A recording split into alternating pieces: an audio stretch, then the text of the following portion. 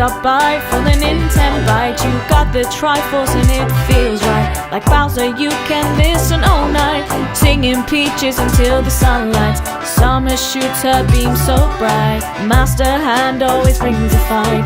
Catch 'em all and use that fire blast. Put the soul back to visit your past.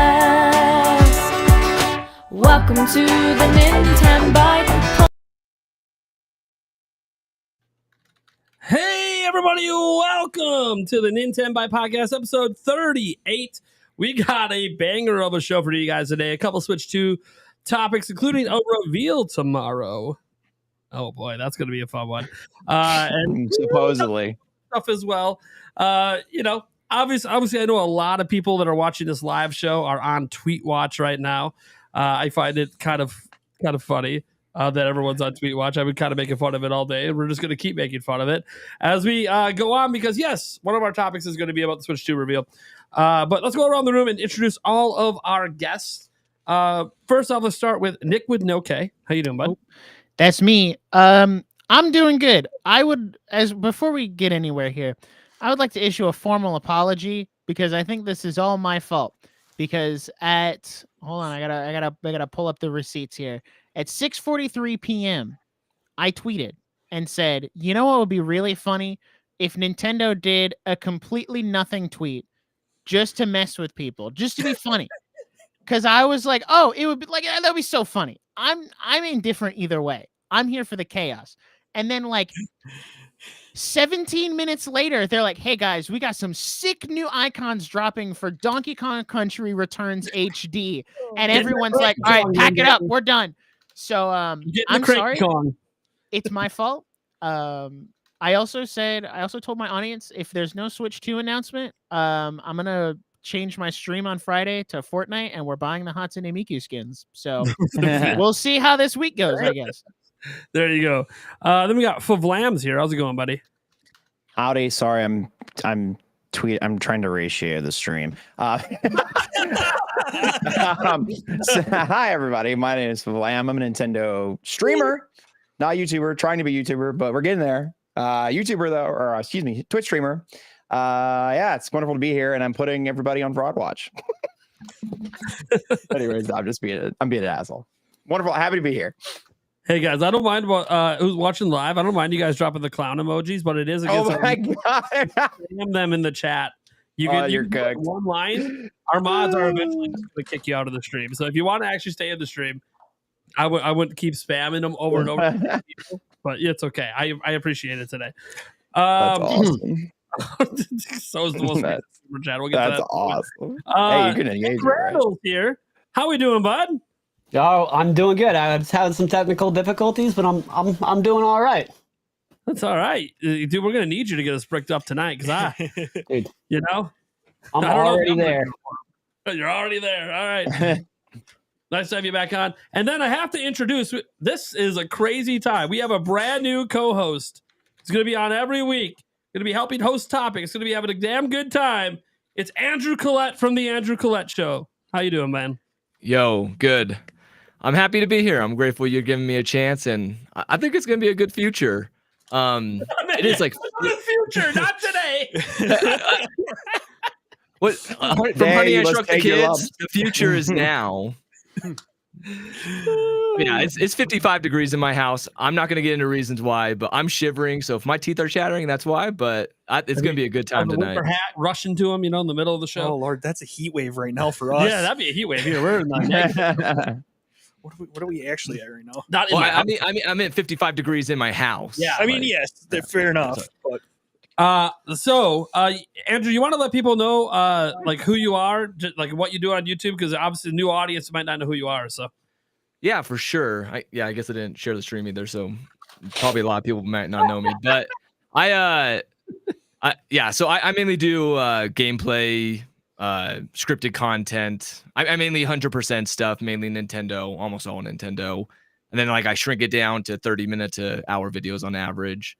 And I just like memes and Nintendo and playing the games. And so just combine that all together, and that's what I do. So yeah. And I'm full time with that. So yeah. Hell yeah, dude. 100% are over there. Does your chat hear me? Yeah, they should. I hear you, so they should hear Yeah, you. we hear you. Yeah. One's in chat if you can hear Jake. Jake, give him a good caca or something. That's Gamebird's thing. That's Game Bird. That's Gamer. That's the wrong person. Yeah. Bricks in chat. Yeah, drop a brick in the chat. Drop a B for brick. Yeah. Hold on. Jake, what's your feeling on 9 inches? All right. It's more than 7 inches more than you need. More than 7 inches. Wait, did we drop to the 1 inch destroyer now? Well, I'm just saying 2 inches is more than enough. So even if you're a little under that, you're still meeting the requirement. The bare Yeah, minimum. he's saying that Fair 2 enough, inches fair isn't the enough. bare minimum. That's the max. All you need. All right, Eric, Hey, well, welcome back, buddy. I'm just laughing at this. This is Yup, friggin' I'm hilarious. just over here snacking The away on some clowns. pickles. The clowns is great. I love it. Thunderstash Gaming, how's it going? What's up? I'm doing good. I'm not worried. I I feel was worried fine. one bit. This is Yeah, hilarious. I mean, guys, we don't need a tweet from Nintendo to tell us they're going to be revealing it tomorrow. It would be Okay. nice though. Yeah, sure would be Be nice, real cool. but you don't get That'd be everything a we always presentation want. for Koala. Sorry. I would say the advice I would give is there's other things to do in life. Stay busy doing other things. I'm working on Indiana Jones. I'm at the end of the game. I'll be reviewing that next. I'll give you my thoughts, later this week, but there's so many games to play. Everybody has a backlog. Mine's behind me. So it's like, dude, there's games to play. I know it's exciting, but I think for someone who's been watching the new console reveals since the early 90s, it'll be okay. We're gonna get there. It's coming soon. And I still am confident that it's coming tomorrow. Oh, man. All right. So we'll get to our topic roulette. And look, I'm just going to go first because I kind of have to take this topic. There's no real choice since I'm one of the sources on it. Switch Like to the guy. review tomorrow, baby. We're just going to have that be topic numeral uno today. I'm taking it. You know what? Let's send it over to Andrew Collette, the new guy. Which topic would you like? Was I one of the what's the wording? You choose whatever you Dealer's want. choice. That's what it was. You want a dealer's I'll choice? I'll talk about the console we'll for sure be getting, which is the Game Boy, the Lego Game Boy. Lego There you Game go. Boy. There you Yeah, go. we That's right. All right. Let's toss it to Thunderstash. Yeah, I'm gonna take dealer's choice. Ooh. I'll go hopefully towards the end. I'm working on getting it all detailed out. That's okay. It's 2 topics away. You'll have plenty of time. Because the first topic I think is going to last a bit. The chat's not going to let this first topic go. Yeah. Eric, that leaves you with. Yeah. Apparently, this Nintendo Switch 2 specs leaked. Uh-oh. Yes, and a bunch of third-party games as well. Ruh-roh. So yeah, it's gonna be pretty exciting. All right. So obviously a lot of haters in the chat tonight. As I noted before the stream started in the chat, any $10 and up super chat, I'll do some haters tiers because I love the haters tiers. Bring it on. I love it. Just remember, just don't spam the chat, but you can still drop your hate comments. It's all good. It ain't gonna bother me. So our first topic then is about the Nintendo Switch 2 reveal tomorrow. So this all began on Monday. Nate the Hate dropped his podcast, and he said the reveal is this week, and then he went on to say it is actually this Thursday, the 16th. So you fast forward a little bit, like within 24 hours, corroborated by Andy Robinson, corroborated by Tom Warren at The Verge, corroborated by Eurogamer, Pioro corroborated, IGN sort of hinted they heard the same thing. I said that I heard the same thing from a source of mine, as did a few others. A whole bunch of corroboration that it's this Thursday. Here we are on Wednesday night, and everyone, I should say everyone, but a majority of people were expecting tweets, right? We were expecting tweets about it, a pre-announcement, just like they did for the original Switch. They pre-announced it the night before, right? It wasn't a 24-hour warning. They did tell us the night before, and they technically still could do that. It could happen during this live stream even, but most people would venture to guess probably not. And I'm not expecting a tweet tonight either. At least not anymore. I thought there was always a chance, of course, but I never heard that Nintendo was going to pre-announce it. I only ever heard of the 16th. You know who also only ever heard of the 16th? How about a guy that's getting a lot of hate right now? Innate the hate. Hey, So did you lie for attention? Do you know how to read a calendar? It's pretty simple. Do you know how to read a calendar? They are cooking him. They are cooking his ass. Everyone said the 16th. No one said anything about the 15th. Let's go ahead and switch it up a little bit. I want to share another one. Hold on. Let's replace it with this one. Nate the hate again. Nate watching the hours go by, Nintendo not saying a damn thing, acting like he's crying and worried. And he said he's more like chilling and relaxing. Zero concern. Now, this gets even better. Nate the hate's not done. And the reason I'm bringing it up, I have my own words on this. But the reason I'm bringing this up because I think Nate the hate is succinctly summarizing all of this in a very, very beautiful way. So let's go ahead and share that one over on Twitter, where, of course, he's also getting a lot of shit, right? Because this is his podcast episode where he teased it. Comes down. You're on thin hecking ice 1 hour ago. He posts he's chilling. Are they going to shadow drop it? That's a possibility. I don't think one could dismiss that as an outcome. Backpedaling has begun. How is a shadow drop a backpedal? All he said is it's being revealed on the 16th. That's it. The reveal could just be a tweet with an image.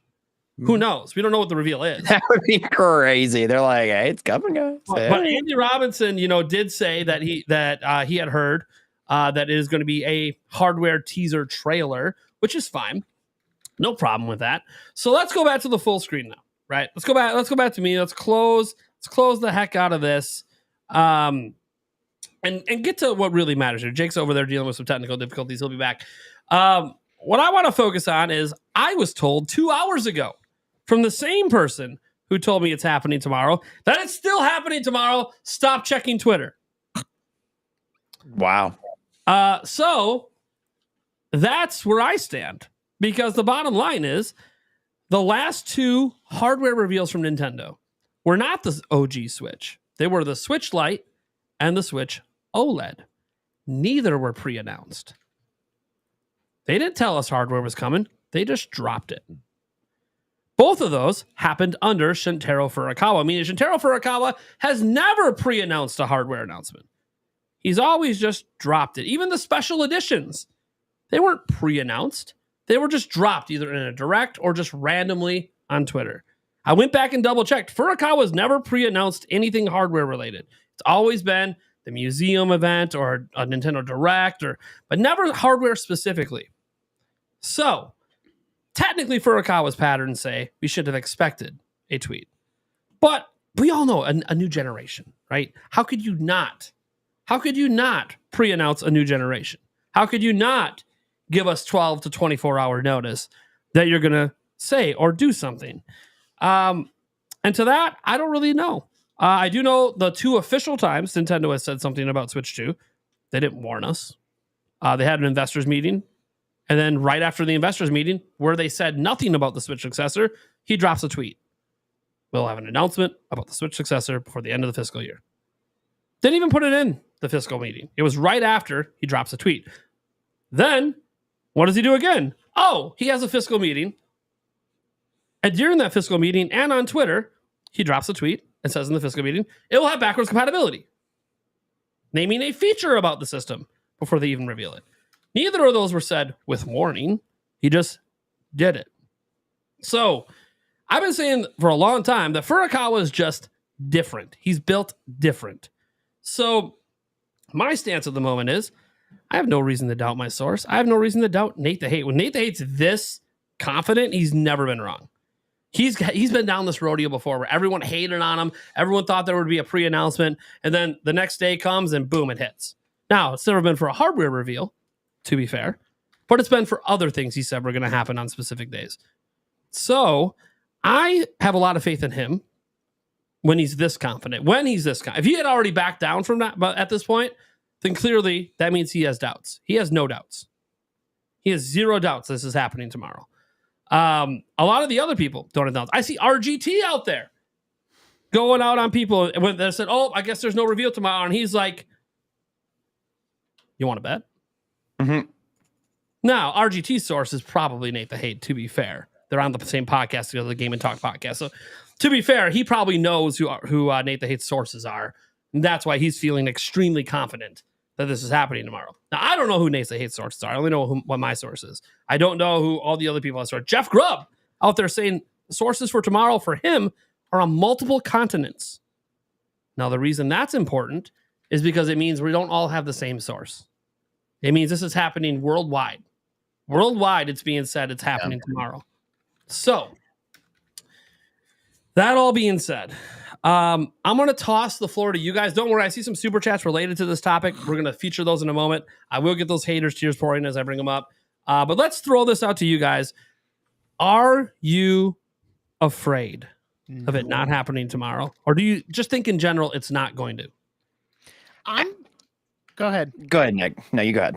Okay. I'm not worried at all because I remember when the OLED got announced and there was no pre-warning. There was no like, hey, tune in tomorrow to see this thing. Because that was like right at the height of the Switch Pro leaks too. Mm-hmm. And I just remember waking up one July morning, go to Twitter, and then bang, here's this trailer for the Switch OLED, and it's just there. So I don't see why they couldn't do it here. I know a lot of people wanted a pre-release so they could clear their schedule, get off work, or if they have to go to work, they can find a way to take like a break or something so they can go watch it. So I understand the frustration there, but also I don't think, and this sounds terrible, I don't think Nintendo cares. Like, you're still going to watch the trailer. You're still going to get super excited for it. Even if you watch it at 9 a.m. when it drops tomorrow or 10 p.m. when you get home from work. Like, it doesn't matter. It's still going to trend on Twitter. It's still going to blow up and go crazy. So they don't really need a pre-announcement, especially with all the leaks and stuff. Like, let's be real. They don't need to say anything until it comes out. So I'm not super worried. I also have not let this like completely construct my week of like, the whole week's going to be a bust if there's no Switch 2. Like, man, it's just like, if it's there, great. If not, well, I will continue to go on with the rest of my week. I would love to see it because I want Switch 2. I want to know how much I should start saving and when it's going to come out. Like, I want to know all that. But for now, I'm okay. I'm good. All right. Valid. Favlam, you got more to add to that? Yeah, I just like, I don't know, man. I'm not confident. I'm not confident, man. We've been through this rigmarole so many times, and I don't know. I find it hard to believe that they would announce a console like that. I know that the DK game is not, it's a remake, and it's not that huge, right? And they've given their DK tweets today.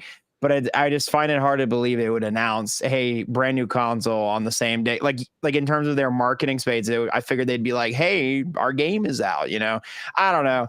Obviously, you have your sources. I'm just a guy who streams on Twitch. I don't talk to nobody except for you guys. You guys are my sources. So, but if I had, as a guy who's outside looking in, it's just like, I don't know. It's just You're gonna a happen. betting man. You wouldn't bet on tomorrow. Listen, Okay. I made a bet. We made a bet back in October, by the way. I know. I still it. It's You still owe me the Poe picture. I can get your address. Like, Yeah. I was like, speaking of bets, wait a minute. You just reminded me. For those of you, for those of you who don't know, who didn't listen to the episode, me and Nate had a gamble. I think it was about Switch 2, it being a tease back in October. I think it was. Something like that. Yeah, it was just it wasn't based on rumors. It was just opium back then. Yeah. Well, I said it wasn't, and I said it was going to be sometime in 2025, and he said it was going to happen before the end of the year. And I bet my little zappy zap gun over there, and he bet a beautiful Poe art behind them. So soon enough, it'll be in my background. But all that being said, though, I'm excited. And I mean, if it is they just drop it, and it's like, hey, I could see something like it's a teaser, and it's like, hey, it's coming later this year, and we'll have a more in-depth trailer later. That's also something I could see. Yeah, I don't know, man. It's just the tweet watching has just been insane today. That's all. It's been a very fun day on Twitter. Kid and Krista, I think, has my favorite tweet where they tweeted them in the Donkey Kong and suits. That was Oh, really that good. was That hilarious. was really We've good. had some really great shit on Twitter. I'm having fun all day. Oh yeah. Jake Randall. Jake is Yo. there, dude. What are we feeling right now? What's the temperature? Dude, I don't know. I'm feeling like a lot of different things. Obviously, I was hoping for some kind of an announcement, but I like when I start to feel myself buying into the hype. Even if it's not real, it was fun to like, constantly be checking every notification I felt on my phone on Twitter today. Like that's what starts to get me going and like feel some kind of excitement. And the fact that like it might not be true is why it's exciting, because if it does happen, then like, it's like we won, we got something really special. And if it doesn't happen, well, we know we're going to get it at some point. So like, I don't understand the point of being mad. And that's my thing. It's like with Nate the Hate, like I can understand. So like, let's pretend it doesn't get revealed tomorrow, or let's say it's not going to. You can like not trust him when it comes to Nintendo leaks going forward, but I don't think you have to like harass him, and like Agreed. Some of the stuff is borderline harassment. Like it's anything by itself isn't too bad, but you have to realize with hundreds of people doing it, like it's kind of rough. Just like, and if you really don't trust him anymore and you're really upset, like, the best thing you can do is not to give him any kind of engagement anyways. Yeah, so just it's like log off, please. Like, come on. You just say ditto for me because I'm a source on this too. So I guess like I'm excited, and I also just don't want to see people get dragged. I'm getting dragged. It's all right. Guys, Wait, I haven't even seen what's going on with you. Oh, dude, I get dragged all the time. You just go read the comments. Just read the comments in the chat, let alone the comments. I'm gonna say, watch the chat. Yeah, it's wild. It's absolutely wild. I love it. I love it. This is great. All right, let's toss it to our new co-host, Andrew. How you feeling over there? I know you're not someone who pays attention to this stuff super deep, but you're gonna have to now because welcome to the show, buddy. Mm-hmm. Right, deeper than the casual person, but probably not as deep as you guys. Like if I had to throw betting odds out there, I'd say I'm leaning that it's not happening tomorrow, but 45-55, really close. But if I take some of this. Oh, that's good stuff. Yeah, the copium, dude. Oh my gosh. It turns the other way around, 55-45. But no, for real talk. Talking about. Nate's been wrong before, and I'm not saying that's what it is, but I do think for something this big, there's going to be an announcement. I mean, heck, we had an announcement last year. So I don't know. I just think that's what's got to happen. And I also like being, from a personal level, I like being surprised. I like not knowing when Nintendo drops things. And of course, I can't help myself and I look at the leaks when they're there. But, just classic example with like Smash Bros. Reveals. I love it when I don't know who's appearing. And I hate it when, well, I don't hate it, but it's not as fun when you know the leak. So I agree with that. Yeah. And this is also like a new console. So it's not like you kind of already know what you're going to expect, no matter if it comes randomly one day or tomorrow. But also what I've been hearing, just from what I've looked into, like particularly from Nate the Hate, is doesn't sound like it's going to be that like exciting game wise. It sounds like it's just more it's on the hardware. Yeah, the Switch 1 reveal, by the way, guys, was also a hardware showcase, just for like comparisons.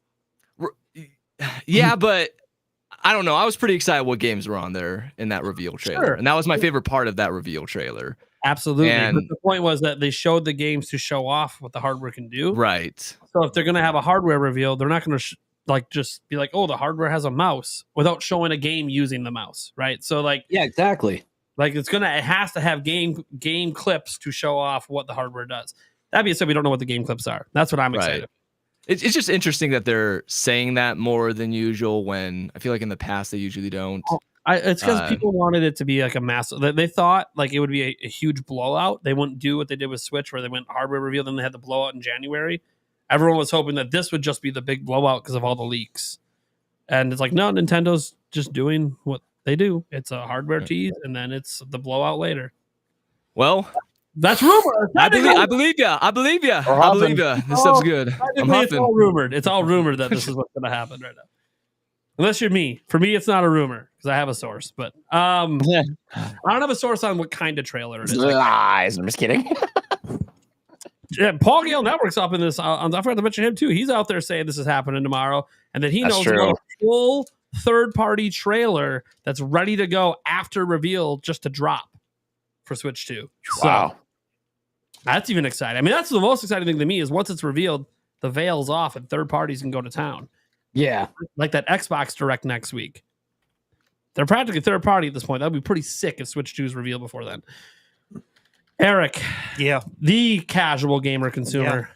How we doing, bud? I mean, the best way to not get your hopes crushed is to not have hopes at all. That's No. so real. No, so I Oh, want it tomorrow. man. I'm not saying it's not going to happen tomorrow, but yeah, I mean, You personally, yeah. you personally know my source. oh, I know I do. I trust him. Are you? Yeah. Oh, all right. I trust him. That's why I'm like, yep, we're good. Listen, if Eric trusts, I gotta trust it. Yeah. I mean, All right. Thunderstash. Yeah, just to add to what I said in the beginning, I'm still confident in tomorrow. I think that too many sources, too many people have put their so-called reputations kind of on the line when it comes to leaking information that are, respectable people, respectable outlets in the gaming community. I don't think you do that unless you know. Even as you mentioned, Paul Gale, and you've talked to Paul. I've talked to Paul. Yes, we're both.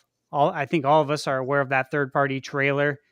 And again, that's why I was confident in saying on Twitter that, hey, when it comes to this revealed trailer, you have to show games in the trailer. And if we were to look back at the original Switch 1 reveal, there's games there. They're showing Mario, right? Yeah. But we didn't know it was Mario. We didn't know it was like Mario Odyssey because they hadn't announced the game yet. Yeah, there was no game title shown on screen. Yeah, all we knew was, this is the new Mario game. We have no idea what it is. And We again, hoped it was because NBA 2K, but then some people are like, "Oh, it's not NBA 2K." yeah, but again, it's because that wasn't the focus. The focus is on the hardware. So that's why they're not telling you the name of the games in that trailer, because they're just showing you games that are running on the console. So I don't think we're going to get a reveal that is like a 3D almost rendering of it with the screen off. You know what I'm saying? Like there's going to be some gameplay there. But outside of that, I think the big thing is that once this happens, I expect the floodgates to open for third parties. Oh yeah. Yeah. They're going to be allowed to, because some people have mentioned, what about NDAs? And it's like, no, once it's revealed, the NDAs are up. Like it's go time. And again, Paul's contact that he has, they're showing a third party trailer as soon as the Switch is revealed, Switch 2. So that's going to be fun in itself. So we'll get the reveal. We'll probably get a date of when the big first party conference is going to be, where we get the launch titles, the pricing, the official release date. If any of those, happen in the reveal trailer tomorrow, great. I'm not expecting it, and I would caution everyone on that. But basically what we can look forward to is, hey, seeing the console reveal tomorrow gets the ball rolling. It gets us that much closer to the end zone. And that's what we really care about, right? So we get that started. We already know about Alarmo. We know when that's hitting store shelves now because Nintendo tweeted that out. So that's great. We got that off the table. We've gotten more than enough Donkey Kong Country Returns tweets. So that's great. We can get that off the table. And, maybe we got all those tweets today so they can do it tomorrow, right? Like we've gotten our fair share of Donkey Kong tweets today. That way, That's tomorrow, true. it's all switched to. Yeah. So this is good. You got to look at it in a positive light. And again, if we don't see first party games, or if we don't get the actual titles, not a big deal.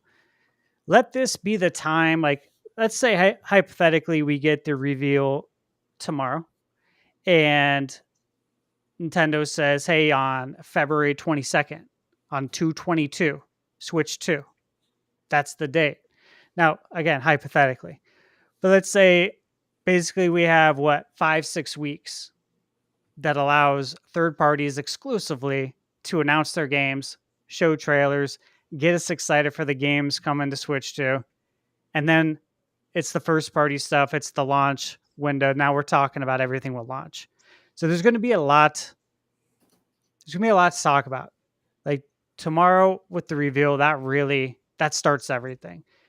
So even if it's not super exciting because we've seen so many leaks, just remember this is what starts the new chapter. So that's exciting in itself. I had this thought while just between glancing through the chat and thinking about it myself, is maybe they also don't need a announcement for this, because if you think about, they pre-announced the Switch codename, like the Nintendo NX, and then they pre-announced the Switch reveal because that was such a big jump to go from Wii U, which was a nothing burger at that point, to a Switch, and it's this whole new concept and whole new gimmick that you really have to sell, and you want to make sure people are there so you can say, hey, this is the future of our company. This is where we're going. But that's not necessarily true for the Switch 2.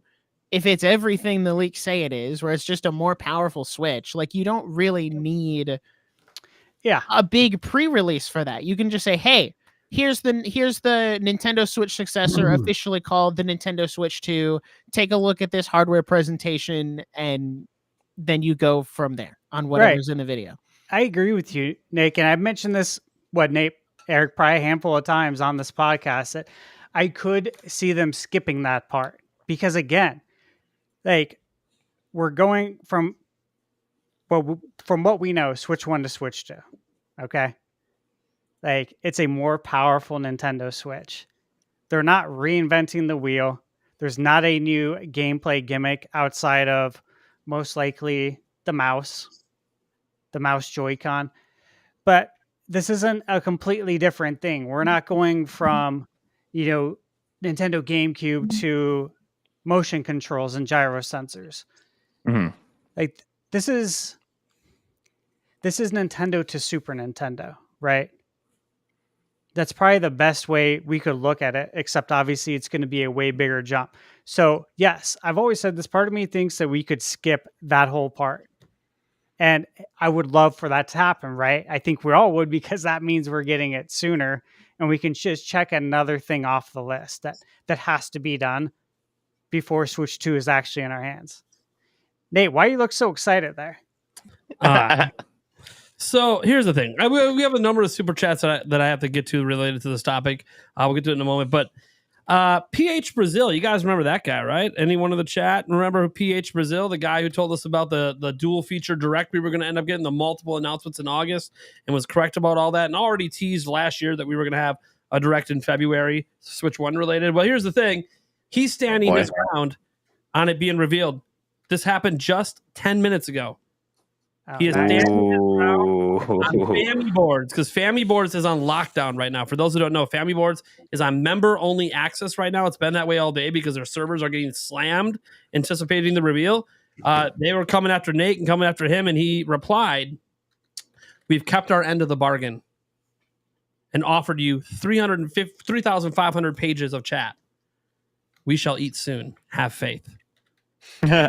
He is not backing down either. Literally, I've never seen this.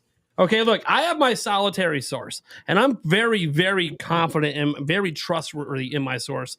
I have every reason to trust this person. I know them in real life. I know this person. They are not someone who would lie to me.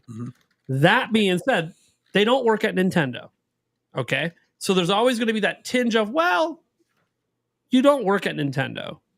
So, is it possible that maybe you were fed some bad info, right? But I've never seen this many big name insiders and journalists and everything in between, despite everything today, standing their ground and being like, no, it's tomorrow. You guys are freaking out because you expect Nintendo to behave in a certain way. that Nintendo doesn't always behave in those certain ways. Nintendo just does what Nintendo's going to do. And I remind people of this. This is no longer Iwata's Nintendo. This is Shintaro Furukawa's Nintendo. As I mentioned, he didn't pre-announce the last 2 hardware revisions. If this is just another Switch, is what all the rumors are stated it is, it's a Switch 2. It's a new generation of Switch, but it's still a Switch. Maybe he's just treating it like the OLED and the Lite. And he's just going to drop it. He's just going to drop the reveal without saying anything. And you know what? He's a madman. He said this was going to be in phases. Maybe that's one of the phases. Surprise, here you go. Now, is it as big of a surprise because it was rumored and expected tomorrow? No, you can argue that. However, now because there's no tweet today, nobody expects it tomorrow, except for the people that were told it's tomorrow. So now it'll be a huge surprise. And when, yes, I'm saying when it happens tomorrow, I hope when we have our bonus podcast, right? Folks, we're doing a bonus episode of this podcast. Episode 39 happens tomorrow night if and only if Switch 2 is revealed.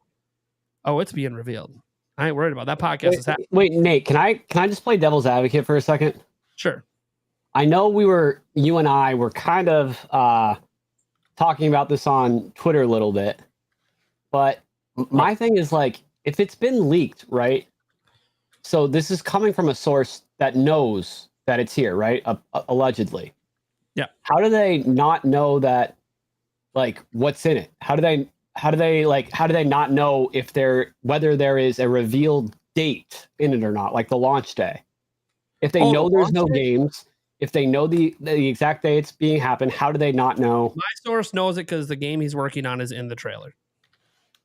Okay. Because you know your game's in the trailer. That helps me because I feel like that's why a lot of people don't believe it. It's like, how would you know this, but you don't know any of the details? You didn't know that Nintendo's not going to tweet about it tonight. You didn't say that. You know what I mean? Yeah. So like that does help. Yeah. So like that makes sense. Doesn't work at Nintendo, so they don't know how Nintendo would market it. They just know they were told their game's being showcased in the Switch 2 reveal trailer tomorrow. Now, does my guy have an idea of when it's coming out, a rough estimate, have your game ready by? Yes, but that's not necessarily the release date. So I haven't put that out there because he doesn't want me to put it out there. The other people have, Hate to Hate and others have floated out there May and June and stuff like that. It's roughly around the time I was hearing as well. That being said, we're not going to go all the way to the reveal, right? Or the release, right? Let's focus on the reveal here.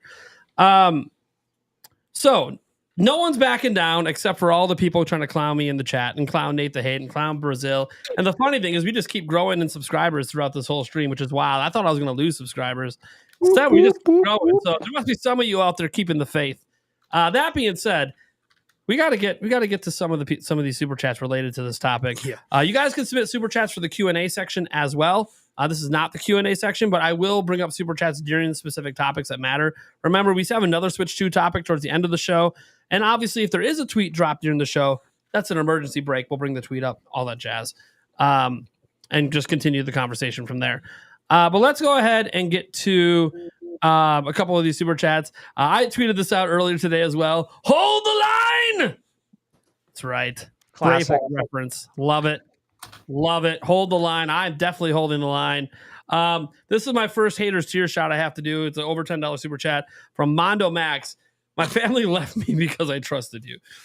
Look, if your family's leaving you over Switch 2 rumors, you got that's crazy. Issues in your family. That being said, I appreciate it. That's funny. I appreciate it. It was a good laugh. I love it. Let's see here. This is definitely not true. Someone brought this up saying that I said I was going to shave my beard and do the hot chip if it doesn't drop tomorrow. That is not what I said. But thanks for that. Let me see here. We'll just throw this one up. It's not quite related, but this is just someone letting Jake know they could hear him because he was asking earlier. So thank you so much, Taker610. Let's see here. This one's maybe the best super. Just another chat I'm gonna have to do back to back here, but not to 712. Shout out to the intelligent haters in the chat who seem to not know how to read a calendar. They are on Nathan hates words. I wasn't going to be that mean when the hate came. I wasn't going to be like, you guys don't know how to read a calendar. We said the 16th. Yep. But like, I wasn't gonna say that. But then Nate the Hate said it clearly. He might be getting a level of hate that I'm not even seeing because he's the original source and he's been a leaker for a long time. And yes, he got a lot of shit because remember last time he said anything about Switch 2 being revealed. He says it's going to be revealed in March of 2024, and then it was delayed a week after he said that. Supposedly internal delay, right? He got a lot of hate for that. That's why I'm like, yeah, but this is the day before, and he's keeping that energy. So he's very confident. I have faith. He's gotten stuff right since then, too, by the way. Had stuff right about Nintendo, Xbox especially. Anyways, just absolutely wild. But yeah, technically all that was said, I had no idea if they would do it. I assumed they would do a tweet today, but I don't know. I was never told there would be one. But again, that's because my source doesn't work at Nintendo. If it was a source at Nintendo, maybe I would have been privy to know there wouldn't be a tweet today. Or maybe there still will be. I have no fucking idea. The day ain't over. It's only like 10 a.m. or 10:30 a.m. in Japan right now. Like it's 10:43 a.m. Yeah, like Nintendo could drop a tweet anytime during the business hours of Japan. We have no idea. I mean, the literal thing for wasn't the thing for May. I know that was after an investors meeting, but that was in the middle of the night in the U.S. That was like 2:30 a.m. They dropped the tweet saying that they'd have announcement by the end of March. Could you imagine if they drop a Switch 2 trailer at 2:30 in the morning? Insane. They're like, that would be the biggest troll move. Of Dude, like, all the Americans have gone to bed, and they're like, all right, now we're really going to stick it to them. Drop the trailer. They're all asleep. Jake They Randall won't know. I'm live, and he's going to be just spam calling me. Nate, wake the fuck up! What? True. Dude, I'm getting up at 5 a.m. Yeah, I actually might be. Once I get my kids off to school, I just started to Eric about this. I'm so confident I might start a stream in the morning and just ride her on through. Don't worry, I'll come guest on yours first, a little Jake. But I might ride her on through just all day long, waiting for this drop. Oh, it's gonna be great. It's gonna be great. Anyway, so if those of you that are enjoying the clown show, be sure to join my stream tomorrow because I ain't putting a video out tomorrow. We're streaming all day. That drop's happening, and then I'm streaming all night because we have a podcast episode. I'm telling you. I already have a sick lineup ready for tomorrow. So Nintendo better not screw me in the ass. We have like 12 people coming on tomorrow. So Wow. let's get her done. We have a huge show. That being said, let me glance at a couple of these other super chats. Someone wanted to know if Alarmo was pre-announced. I don't think Alarmo was pre-announced. I think they just dropped that, didn't they? I think so. I think they were just like, boom. Yeah. Because everyone was like flabbergasted that they're like, boom, here's an alarm clock. Isn't Yeah, that the trailer just hit. Yeah. Yeah. I don't think there was ever a pre-announcement for Alarmo. No, you can't do a pre-announcement for that. How are you going to explain that? Yeah. You know what We I have mean? Like brand that, new that art- was just the trailer. It would be such a debate too, because they'd be like, "We have brand new hardware coming announcement tomorrow," and then, oh, that would have been crazy. They should have done that. Wait, hang on, Let's Nintendo. see here. Okay, so this one's related to the topic as well. $5 thing. You don't shadow drop a console. Nothing happens tomorrow. Nate the Hate equals full of it. Switch Pro. Obviously, we know that never happened, or did at least was never released. Wind Waker Trial Princess HD. A lot of people have missed on that, saying that it's there. Absolutely. Everyone always remembers the misses, and then they forget about the 75 hits. That's just how it goes. That's the world today. Yeah. Like you can bring up my miss last year, but then forget all the stuff I was right with Tears of the Kingdom. So let's see here. And I think this is a good one. For those who remembers Emily Rogers? Of course. Classic. Wouldn't it be great if she came out of the fucking woodworks to just, hey guys, it's being revealed tomorrow. Everyone shut up. BT dubs. Everyone would be like, oh shit, if Emily Rogers saying it, it's fucking happening. She retired from the leak game a long, long time ago, but she was like literally the most accurate Nintendo leaker of all time. That Mother 3 tweet though, that was still painful. Oh yeah. Yeah, that was painful. Anyways, so we went around the room, we got the energy. Is there anyone here huffing the copium with me? The hopium, the copium. Just you're believing this no matter what. We're going down together. I'm Yeah. in. Yeah, I'm man. all in. 100%. If it 100%. doesn't happen, Yeah, it it's doesn't alright. happen. If it happens, it happens. That's how life goes. Exactly. It's not going to change my day to day, right? If it doesn't happen. If it happens, it'll be very exciting. And if it doesn't, that just means we're going to be talking about it, until it's announced, like we've been doing already. I still For gotta go to work tomorrow. generations. It don't matter if That's it gets true. announced tomorrow. Mhm. So, also, I'll put a poll in the chat. People that like really don't like the leakers, you know what I'm talking about? Like, if it doesn't get announced tomorrow, you should be excited because you still win. Like, either way, like something very interesting will happen after tomorrow. Yep. yeah. Okay. I'm gonna go ahead and put a poll question up here. Now the big thing here before we move on to our next topic, and I'm sure we might spin around back to this later. It kind of depends as the ebbs and flows here in the Q&A section as well. Who's playing Donkey Kong? Me. Yo, I am. I'm gonna be playing it Saturday. I'm gonna do a walkathon with it. I love doing these walkathons recently. Where I just walk the entire time I play the game, and it's great. It gets me exercise. So, yeah, not to like self promo, but I am gonna do that because I actually have never played the Donkey Kong game before, despite this being the third time they're re-releasing it. Oh, I won't be playing it. My plan is to probably buy it in maybe 5 years when it goes on sale. Maybe 10. All depends. Bold of you to assume a Nintendo game goes on sale. Exactly. Because we all know how long it took Tropical Freeze to go on sale. True. Yeah. All I'm looking for is like $30. Once it hits 30, so maybe I'm thinking Black Friday, possibly 2026, if not 2027. But it's like, yeah, I own the game on Wii. I have it on 3DS. So it's like, I'll eventually pick it up. But I got the backlog that I'm battling right now. You also have Game Explain just trashing the game everywhere they can because there's so many graphic issues. Like just graphics in the background. I mean, here's the thing, man. I'm not looking at that stuff when I'm playing. I'm not. I don't know if anyone else is, but when I'm playing a game, like I'm focusing on playing the game, actually platforming. I'm not, looking at the backgrounds in great detail and pointing things out that are blemishes and getting upset about it. It's just like, really? This is what we're doing? All right, yeah. Yeah, I'm nowhere near upset. I've played about 8 to 10 hours of it today, and it has stuttered like a couple times. I'm just like kind of surprised. Wait, it doesn't like expect what? It's stuttering? Sorry, Like the game and it ran smooth on the other two systems. Oh, sorry. Okay, so not the gameplay, but the visuals. Maybe I'm using the wrong word. Clipping? But like drop in frames for sure. Yeah, no, that's what I'm talking about. It ran smooth. Okay. Oh, yeah, wow. Platforms. It didn't have. And I'm talking this is 8 to 10 hours gameplay, 2 times at the most, maybe 1 time. The cold was getting to me. I don't know, but yeah, but no, it's just. I love Rapsid in the chat. He said, just a casual 8 to 10 hour session. No big deal. Dude, that was why are you even talking about it? You only played the game for 10 hours? Do you even game? Right. I'm trying to get better.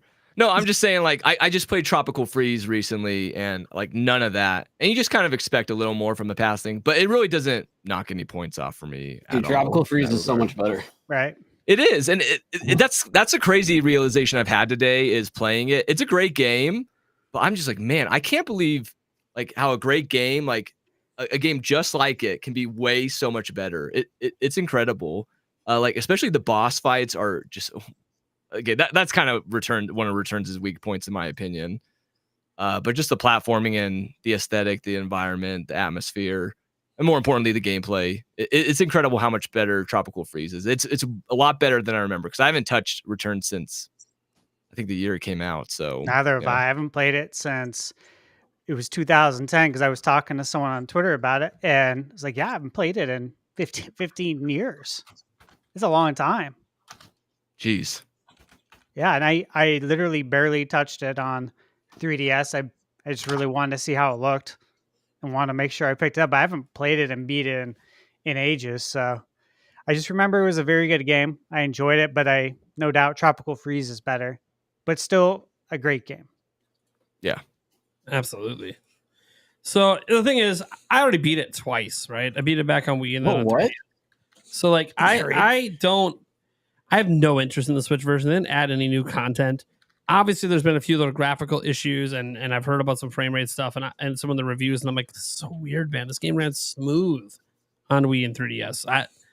Well, you technically do get the 3DS content too, which I have not played. I'm just putting it out there. Yeah, if you haven't beat the 3DS version, then there's extra content. But I did. So like, and I love the Country series, like Tropical Freeze and that, and the OG 1, 2, 3. Yeah, also the ones on Game Boy. Like, I love the Country series, but I don't know. Just the third time after I've experienced everything, just not worth it to me to spend the money. But hey, some of you guys. That's why I was asking if any of you guys were going to partake in it, because I know I'm not. That doesn't mean others aren't. This game could still sell millions of copies. It's Donkey Kong, so it's probably still going to sell pretty well. All right, no, I'm just bringing that up because obviously everyone thought the tweet might drop at 7:30 Central Time, and instead we got those icons. That was awesome. They could have waited until tomorrow to tell us those icons. Nope. We got to tell you now. The icons are now. Nintendo, they're saying icons today because they have something else to tweet tomorrow that they don't want to get all have the icons get no attention. When they did that tweet, and I literally my heart dropped, and then I read what it was, and I was like, "Are you kidding me?" Yeah. I just read it, and I know I'm getting Cranky Kong. In fact, you know what, guys? Live tomorrow on the stream, when Switch 2 is revealed, I will go pick up one of those DK icons right then, live on stream, and put it out on my profile. What's your stakes if it doesn't get revealed tomorrow? I don't making another gamble. No, so I'm not going to do another gamble. I will say this. Fair. If by the end of my stream, and I don't know when the stream's ending, but if by the end of my stream, there is no reveal, or let's just say there's no reveal tomorrow, because it'd be kind of weird if I did this and then the reveal happened after my stream, but fine. I'll just do some last dab of the experience, raw dog style. Put it right on a spoon. Raw dog that shit. Say it again, please. Raw dogging it. Jesus. All right. That's just for your guys' entertainment. Because I'm already bricked up because Jake Randall's here. True. I'm already bricked. Amen. We love Jake Randall. The 2-inch destroyer. All right. Let's go on to our next topic. We'll get to a Switch 2 topic towards the end, guys. Andrew Collette, what are we talking about? Because Nintendo did announce something pretty cool. Yeah, they, in a tweet, they tweeted right on January 9th, build the classic Nintendo system in Lego form coming October 2025. And they pretty much show the D-pad, 2 purple buttons, and then the date. Yeah, I'll show it here, yeah. Yeah. So, not a whole I mean, I think we all know what to expect. I mean, we've seen them release a few other products. I'm excited that now I don't buy a lot of Legos purely just because of the price. I get sick whenever I buy them. It's weird. I'm not even kidding. I physically get a little sick when I spend a lot on Legos. Although I love them to death. Like, it's just the price that's the issue. Sorry, I hope this is. Go ahead. I will be. I said sorry that I don't care what price this is. One of those things I am getting it the second it drops. Well, Game Boy was one of my first consoles. So especially if it's the purple one, Yeah, and I was kind of gonna bring that as a reason why I might get it, is because it's not gonna be. I doubt it's gonna be Deku True price. I doubt it's gonna be NES price. Did you get the NES one? I got it. I have the Cube, but I don't have the NES. I have all the Nintendo ones. This one was like $300 still, so like I get it for sure. Who was alive when this thing was released? Well, I was. What did it come out? 89? 100%. I think 80. Wait, it is 89, right? 89, yeah. Which I was alive. It would have made more sense to release this in 2024 for the 25th anniversary. This 35th. original Game Boy? Is this original Game Boy? The fat one. Yeah, you were thinking of the Game Boy Color for Flam, the Atomic Purple. I was thinking the first version of the Advance. With Glacier. Because I saw purple, and I think that's what I think when I see that. It's what I think. Like when I see purple, I don't know. Anyways, I was very much not alive. Not to make you guys feel like ancient or anything. Okay, but good. I'm glad I wasn't the only one. By like I was almost not a alive. decade. I like feeling ancient. By almost a decade. That's the craziest part. Anyways, wait, so Bland, you're talking about the Indigo. It's the same color as like the GameCube. That Game Boy Advance. Surely I have it. Oh wait, no, I don't have it. because I took it apart to try and mod. You're But I not don't have talking it. about a transparent run, right? You're talking about a solid. Yes, the one that matched the purple or indigo. Purple Advance, yeah. Yeah. It was Well, the that's not first what line of Advance, and then the Advance SP came out, which is the more popular variant of the two, the one that has the clamshell. Yeah, I got it right here. And I've been playing it. Yeah, that's the more popular variant, but it's almost like it went through the same life cycle as the regular DS, where it had like a first stage that wasn't very popular and not a lot of people had it. Like, that was really bulky and clunky looking. And then the DS Lite came out, and that was like the really popular version that like everybody had. And yeah, anyways, little thing everybody knows here. Well, this is the giant, fat, gray, purple button beauty. Mm-hmm. And I grew up with the magnifying glass attachment so I could actually see it. With the light attachment, the giant. Dude, that'd be awesome if they included all those like attachments. or something. It was fucking mad, dude. It was like The worm lights. all the Yeah, worm I lights. think they should have done the Game Boy Advance. I feel like that would sell more. Well, you got, if I you're think it would. sure they I think it will. would too. start at the I beginning. think it would too. I think they Fair. will. I think the GameCube would be like an awesome Lego set. Be super easy though. because I they think it's all they did the coming. NES one already, didn't they? Yeah, It's so they just one already big they already one by did the one. NES, but they still need to do. They could do a Super Nintendo console. Easy. Obviously, they could do something Nintendo 64. They did the Mario 64 block, but they could do something N64 related. I expect there's a long-term plan Yeah, they're probably to hit all release of them. everything, similar to what they do with Hallmark with all the video game ornaments. It's Right. it's funny that like all these Lego sets cost so much more than what you could buy the real things for right now. Yeah, I know, right? Yeah, that's a tough Welcome pill to to Lego. swallow. Do you want like this thing out of bricks that looks like a Game Boy or an actual Game Boy? Which do you think would cost more? I'm just ready for the 3DS DS double pack set that'll come out in like 10 years. Cuz that was my first Nintendo. Was the 3DS, not even the DS. But Dude, mean- at that point, the Lego things will actually be able to play the games too. yeah, they'll just stick a screen in there and be like, yeah, That would be play all the sick. games. Put your 3DS cartridge in there. It's just an emulator at that point. I'm curious what will be like interesting about this, because obviously with the NES console Lego set, it'll actually show, you can wind it up and it shows Yeah. level 1 of Mario, right? Yoshi, the Super Mario World one, Yoshi's tongue comes out. Like, what are they gonna do with Game Boy, do you guys think?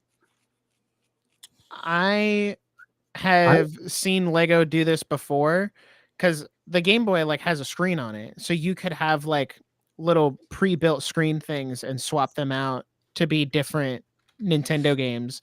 Depending on how you want to display it, you could have like little inserts. It's like, oh, Inserts, here's like an Mario, overlay. here's Pokemon, here's Zelda. Like, That'd be cool. Well, I think doesn't Tetris. Pokemon have like an exclusive agreement with one of Lego's competitors? So I I don't think they yeah. can. Yeah, the little Mega Blocks thing or whatever. What if it's this? Tetris would make sense. Yeah. What if it's just Tetris?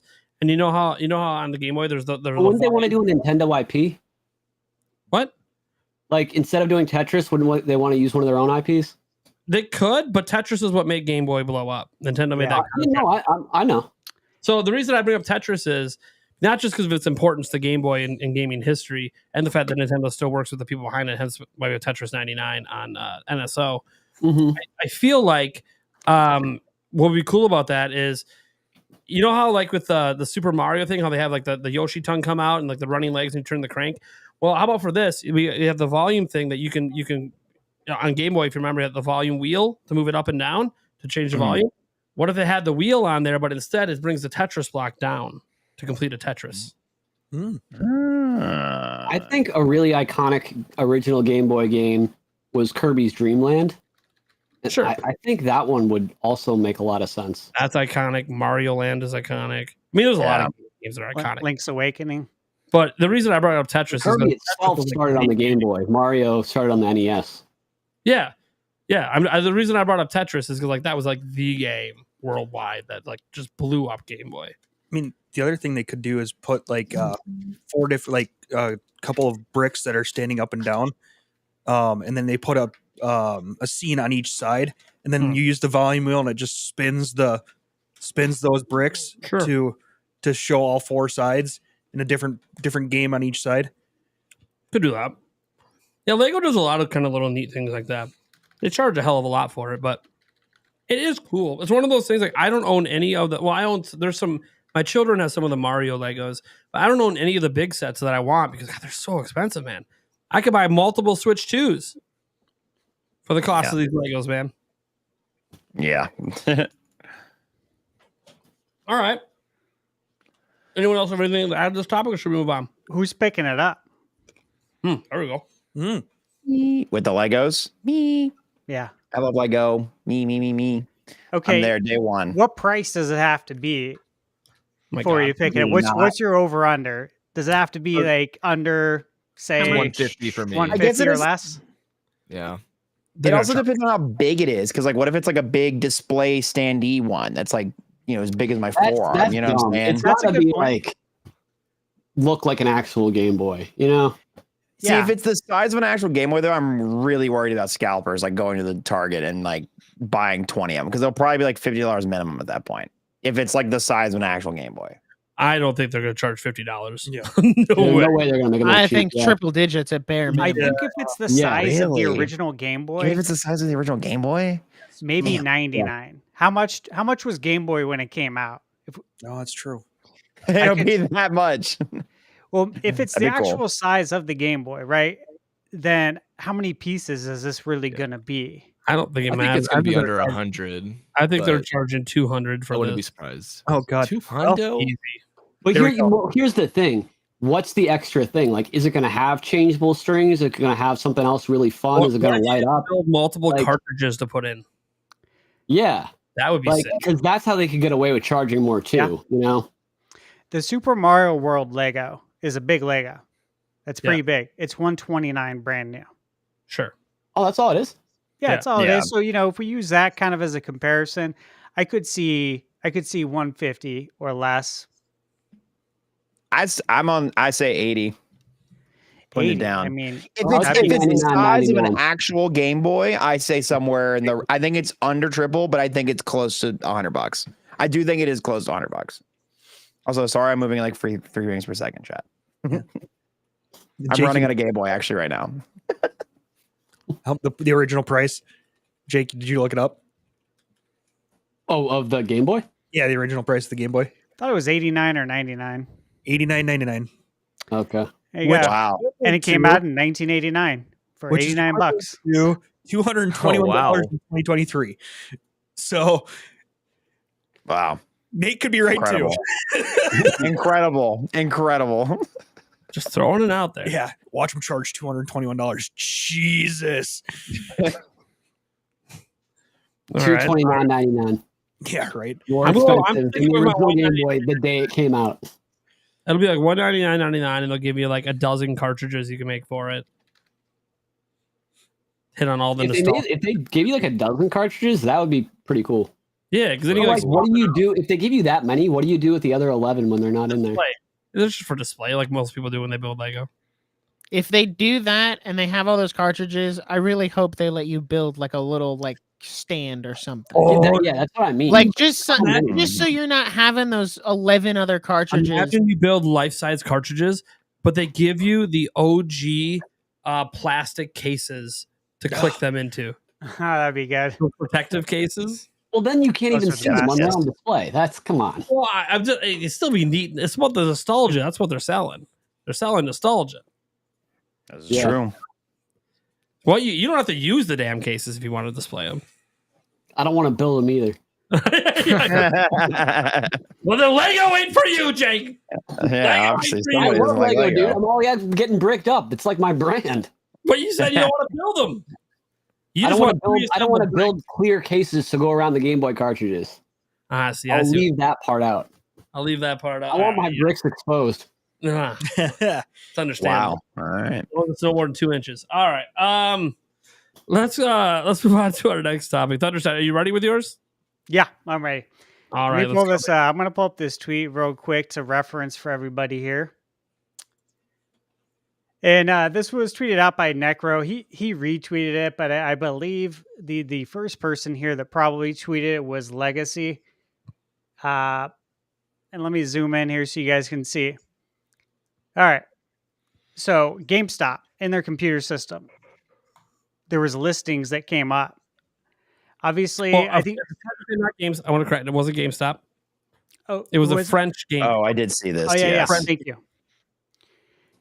So basically, in the listing, you can see here there's 3 games from Bethesda, 4 from EA, 2 from Bandai Namco, 5 from Square Enix, 2 from Take-Two, and 2 from Warner Brothers. So with that said, I've came up with a list of games that came out during the last gen, so PS4, Xbox One, as well as some games from this gen. And I'm going to go through a list of games. And let's do this in order. So we'll start with Nick. Okay, we'll do it in order from how the screen looks here. We'll go up right on down the line. I'm going to say a game. You say whether or not it's coming to Switch 2. Oh, These are games, this is a again, fun from these activity you devs. got planned. I like this. All right, good. Thank you. Nice job. Thank you. Okay, so the first game I'm going to go with, and again, I'll start with you, Nick. We're going to go with Bethesda here, and that's Indiana Jones and the Great Circle. 100%. 100%, definitely. Yes. Okay, I like it. Wait, can I ask a clarifying question? So, how long does it have to take to come on the Switch too, or is it just its lifetime? I say no time frame. Okay, I guess that Lifetime. opens up a lot. All right. Mr. 2-inch Destroyer, what do you think? Indy, yes or no? I say no. Okay. Favlam. Is it coming to PS4? That's the question. I don't No. believe it isn't? Yeah. Nope. I'm saying no as well. I'm sorry. It seems like a pretty powerful game, and It's okay. yeah, I'll That's have fine. my opinion. Andrew? not to be a doubter. I say yes, but really late, like 5 years in. Okay. All right. Eric? Yeah, why not? Hold on Okay. 1 second. I just got to put in my calendar 5 years from now to. Let me re-say 5+. Just put that in. Oh, what the hell? Hey. All right. I'm going to say that it definitely comes to Switch 2 because I'm playing it right now on my Series S. No problem. I don't think it's a demanding game actually at all. I'm almost through the game. I think Indy definitely comes to Switch 2, and I think it absolutely has to because the cost of that license is astronomical. That's why it's coming to PS5 because they need to sell more copies of this game because nobody's buying it. The only people who are playing it are people on Game Pass. Game Pass. Yeah. And it's Top not play. increasing the Game Pass subscriber count either. I looked it up earlier today. It's at like 34 million. In order for Microsoft to be profitable with Game Pass by 2028, they needed to be at 100 million. It's January 2025. It ain't getting there. It's not getting there. So obviously there's panic there. The point is that license is really expensive, and you try to acquire that license and you spend that money thinking that Call of Duty is probably going to raise your subscriber count now having that on Game Pass. And it hasn't. So I think that definitely comes to Switch too, out of necessity. Nate, what do you think? I'm just going to say this right now. I have to plead the fifth to all games. I have sources on all. I can't talk about any third-party games. Okay. He's very confident in these sources. All right. You know what? I'll trust it. So we'll skip you on these games, right? Okay. Sounds good. I'll be in the chat people. All right, Nick. Doom the Dark Ages. Heck yeah. Okay. We got, what was it? Was it Doom 2016 that We was You on got Doom Switch? Eternal too. We got Doom Eternal. And Doom Eternal. Yeah, I'm playing Doom Eternal on Switch right now. Honestly, it doesn't look that bad. It actually runs and that's pretty Doom solid. Eternal. So if that's Doom Eternal on Switch 1, I think Doom the Dark Ages on Switch 2 will be perfectly fine. Yep. Okay. Yeah, I agree. All right, I'll give it to him. Solid yes. Easy I see yes. the argument to be made. There are really beefy games on, not beefy, but like there's a lot of really good games on Switch right now that would kind of impress you and you feel like shouldn't work and do as well as they do. So I'm sure, but I think I might be in the camp of Andrew where it's like a couple years into the life cycle, or maybe a year into the Switch 2's life cycle where we actually get it. Yeah. Okay. That's just my 2 cents. Oh yeah. I mean, we got the other ones. Oh, Why not? Okay. Yeah, I'm gonna go ahead and say 100%. I'm expecting it. And again, Doom's got a history too with Nintendo. Super Nintendo got Doom, red cartridge. It was sick. We got Doom 64. You know what I'm saying? Like Doom's definitely going to be coming there. And again, this is Bethesda, right? Remember when like Doom and Animal Crossing came out at the same time too? Yeah. Those were good days. Yeah. Yeah. They sure were. Okay. Starfield. They just had some DLC come out not too long ago. Okay. How does it run on the Series S? Fine. I have it. Fine. It runs Fine. fine because there's nothing in it. Sorry, that was really mean. I'm sorry. I had to say it. Hey, I was you're fighting not. my demons. I was fighting demons. Todd Howard was telling me on my shoulder to say no. Don't say it. You're Don't not trash my wrong. game. And I had to, Tom. I'm sorry. I had to trash your game. But Vlam, you're not wrong, man. You're not wrong. I'm sorry, Todd. I'm sorry. You made great games in 2010. Sorry, Nintendo just says, sorry, we need more hentai games on the eShop. It's not quality enough. True. I'm going to say yes because I want it to come, because I want to play it. Whether or not that has any bearing on whether or not it actually comes is different, but I'm going to say yes. Okay. Jake. I'm gonna say probably yes as well, but I'm not very excited about that. I don't think people will really care that much. I hear you on that. Vlam, you said. Yeah, I'm sorry. The demons came out. No, I don't think it's gonna. I think it's a lost cause. I don't think Nintendo cares about it enough. Andrew. I think yes, because for the opposite of what Flavlam said, I think Microsoft cares about it too much. Yeah, fair.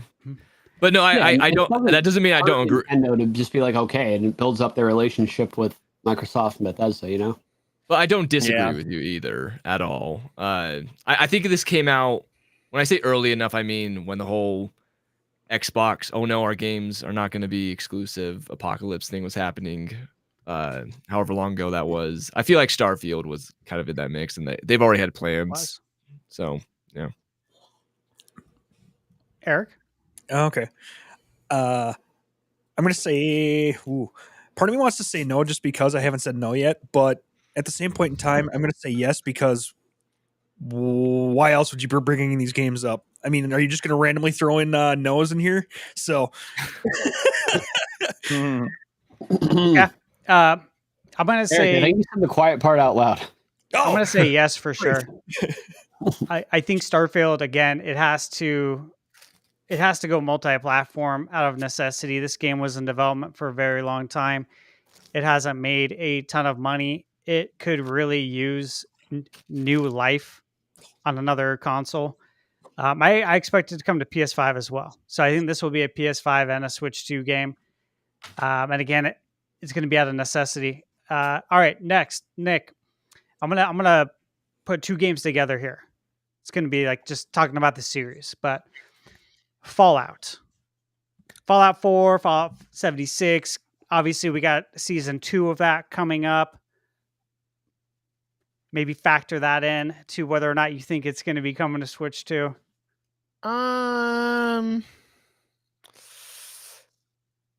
I'm gonna say yes, because why not?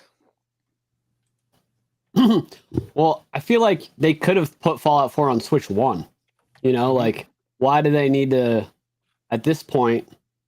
I mean, if it gets like a remaster or something and they put it on PS5 and Xbox Series, then I could see Nintendo doing it, but it would be kind of weird if Nintendo was like Fallout 4 coming to Switch 2 and it wasn't coming to PS5. So they released when the Fallout series started, I think about 2 weeks before, they released a next gen patch for it, and it is available now like as a next gen SKU, and Okay. it's running 4K 60 FPS. And I beat Fallout 4 on PS4, and I went back to play it with the next gen patch, and I was like, oh my god, like this is nice, because the frame rate. I was on a base PS4, I wasn't on Pro, and the frame rate is not great on the PS4 base, but playing it on the next gen patch, incredible. Felt like a new, like it really felt like a Well, if it's not remaster. good on the PS4, then I don't know. It just seems like a random game. I'm gonna say no. Okay, Andrew. I say no. Okay, Eric. Sorry, I missed the games. I was laughing with Nate. Fallout 4 / Fallout 76. Ooh. I'm going to say no just because I haven't yet. Why not? Okay, I'm going to say yes. I believe Fallout will definitely come to Switch because, again, they have a TV series.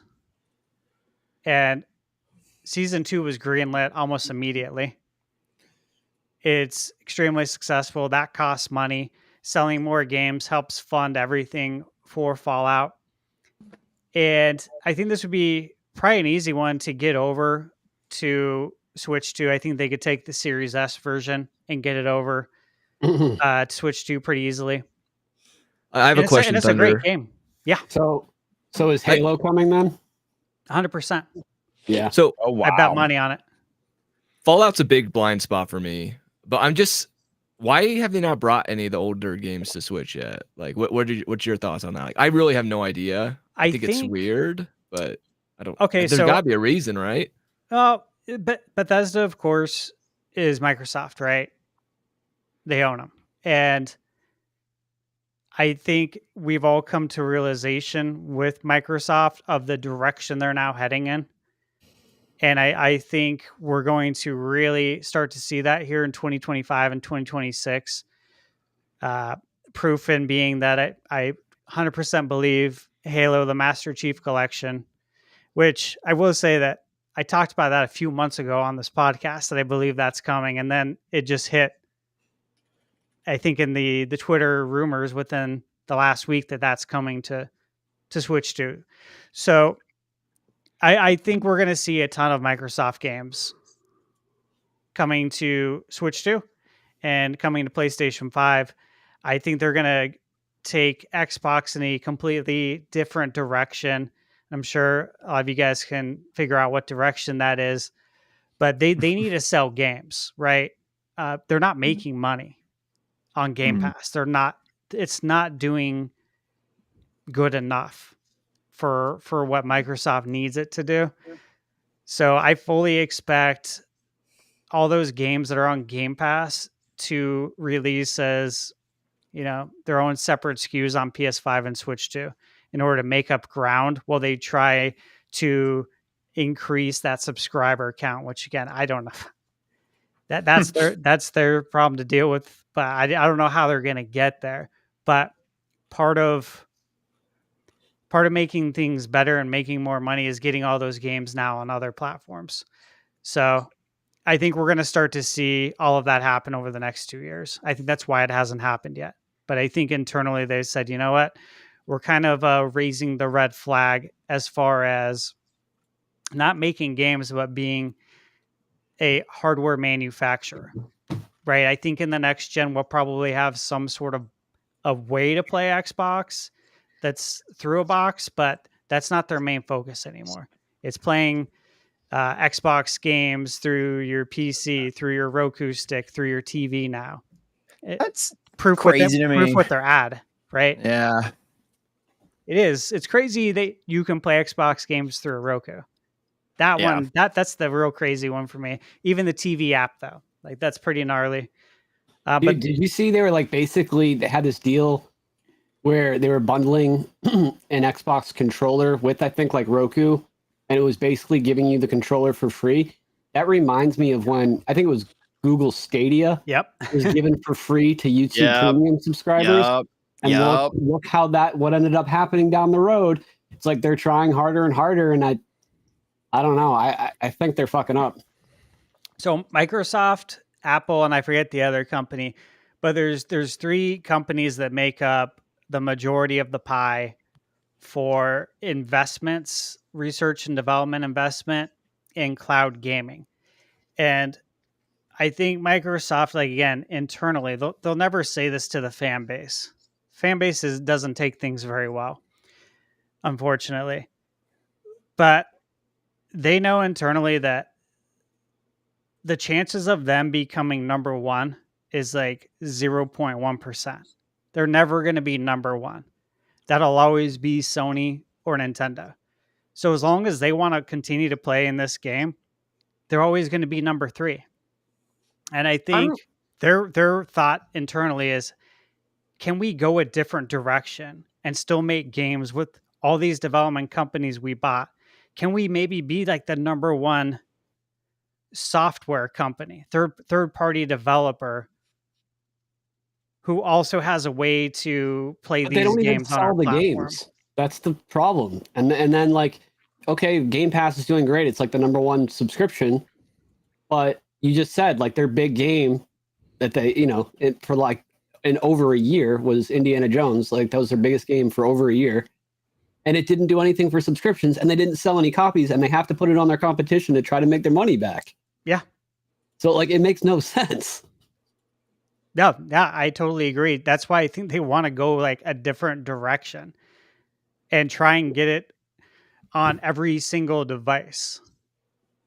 And maybe that is a way they think that they can increase the Game Pass subscriber count, but I don't know how they're going to go from 34 million to 100 million in 3 years. You know what I'm saying? Like, Yeah. but again, that's for them And to in deal general, with, and I we're all wish them the getting burnt best. out on subscription stuff anyways. They are. Yeah. I agree. They are.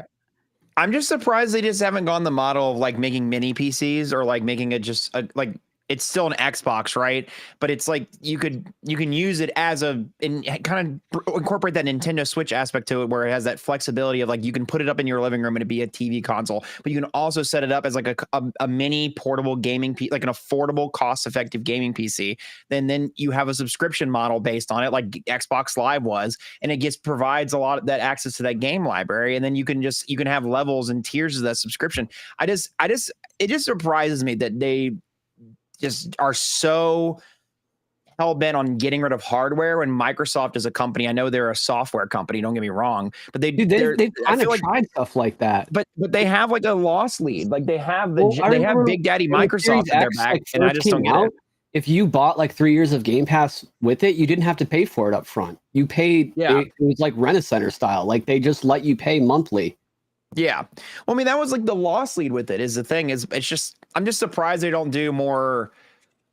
Like, I'm surprised they're not taking their hardware in a different direction and they're just giving up on it and saying, okay, let's take the subscription based model in a different direction. And it feels like it's a very short term like sightedness. Like I thought it seems like it has long-term games, but it doesn't, because you don't have a hardware to host your platform, to host your games and stuff on. You're relying on competitors. You're relying on the third parties. You're relying on people that you've been vacuuming up and scooping up, and you're relying on the fact that they are going to produce the same quality product that they had produced in the past, like Blizzard and Activision and all these other things. Like you are just trusting that that's going to happen. It's just, I don't know. It just seems like a business model that's built to fail.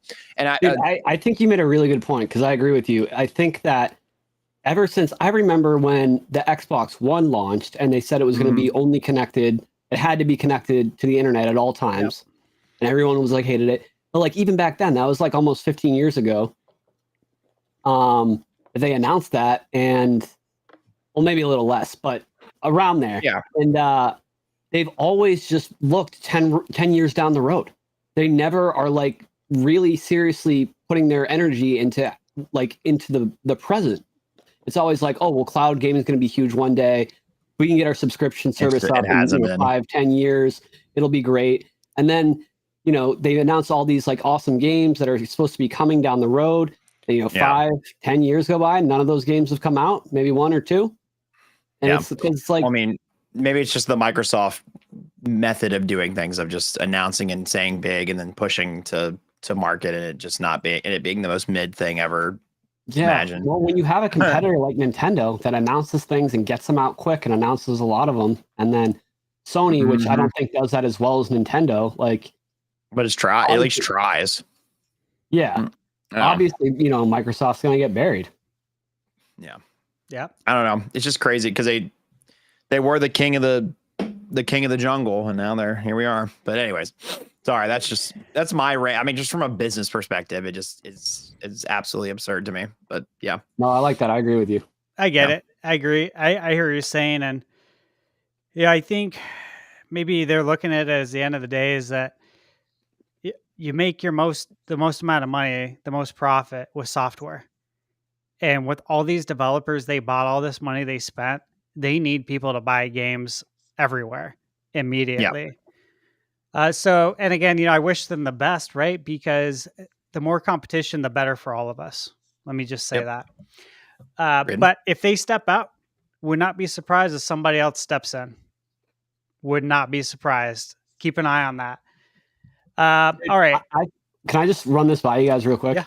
I think if they are so attached to that subscription model, I think what would make them a lot more money is if they cut Game Pass down by a ton, but didn't make those releases available day one, but instead all Game Pass subscribers get 50% off all new releases on day one that are that are currently free.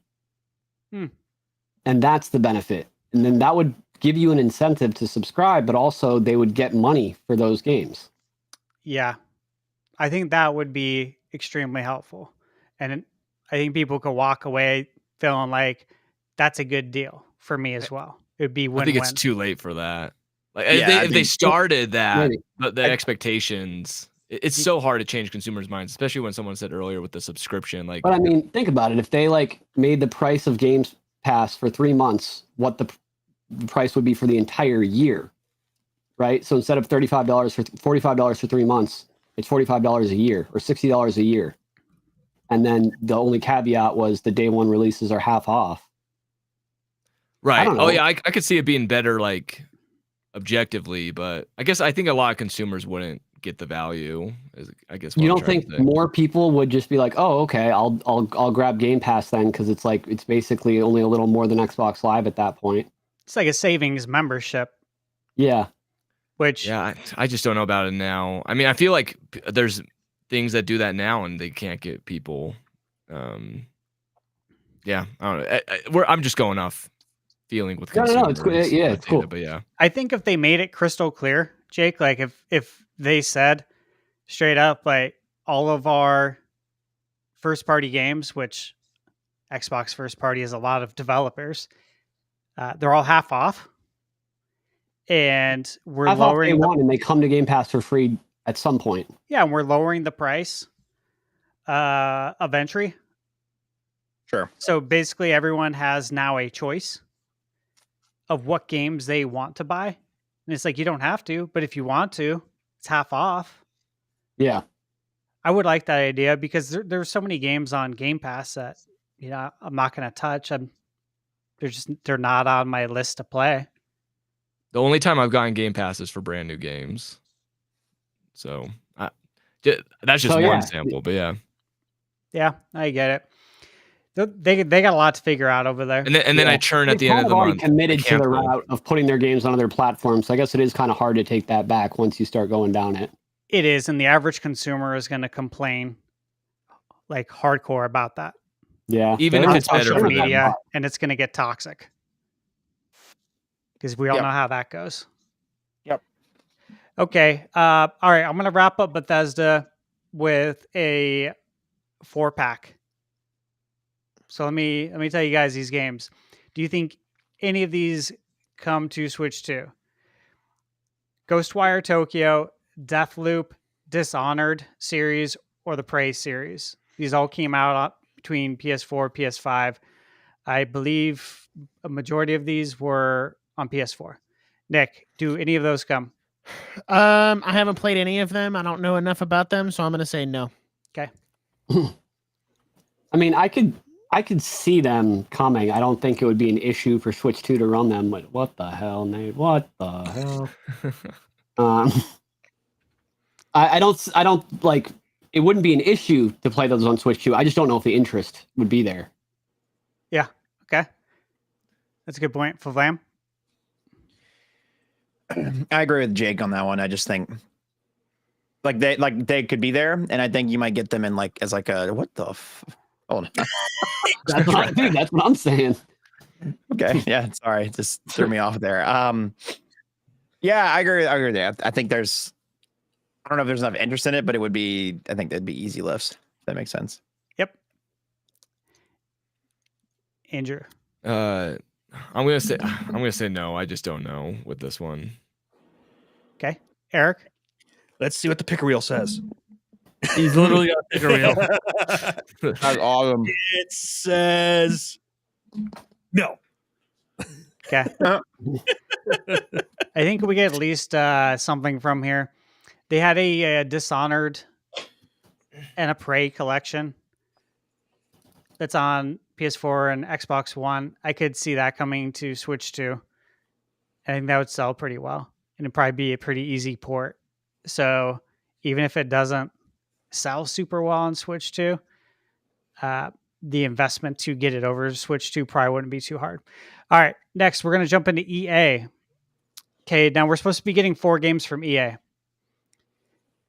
Let me start with your most recent release. And let me just say this is a game that could certainly use some more sales, and that's Dragon Age the Veilguard.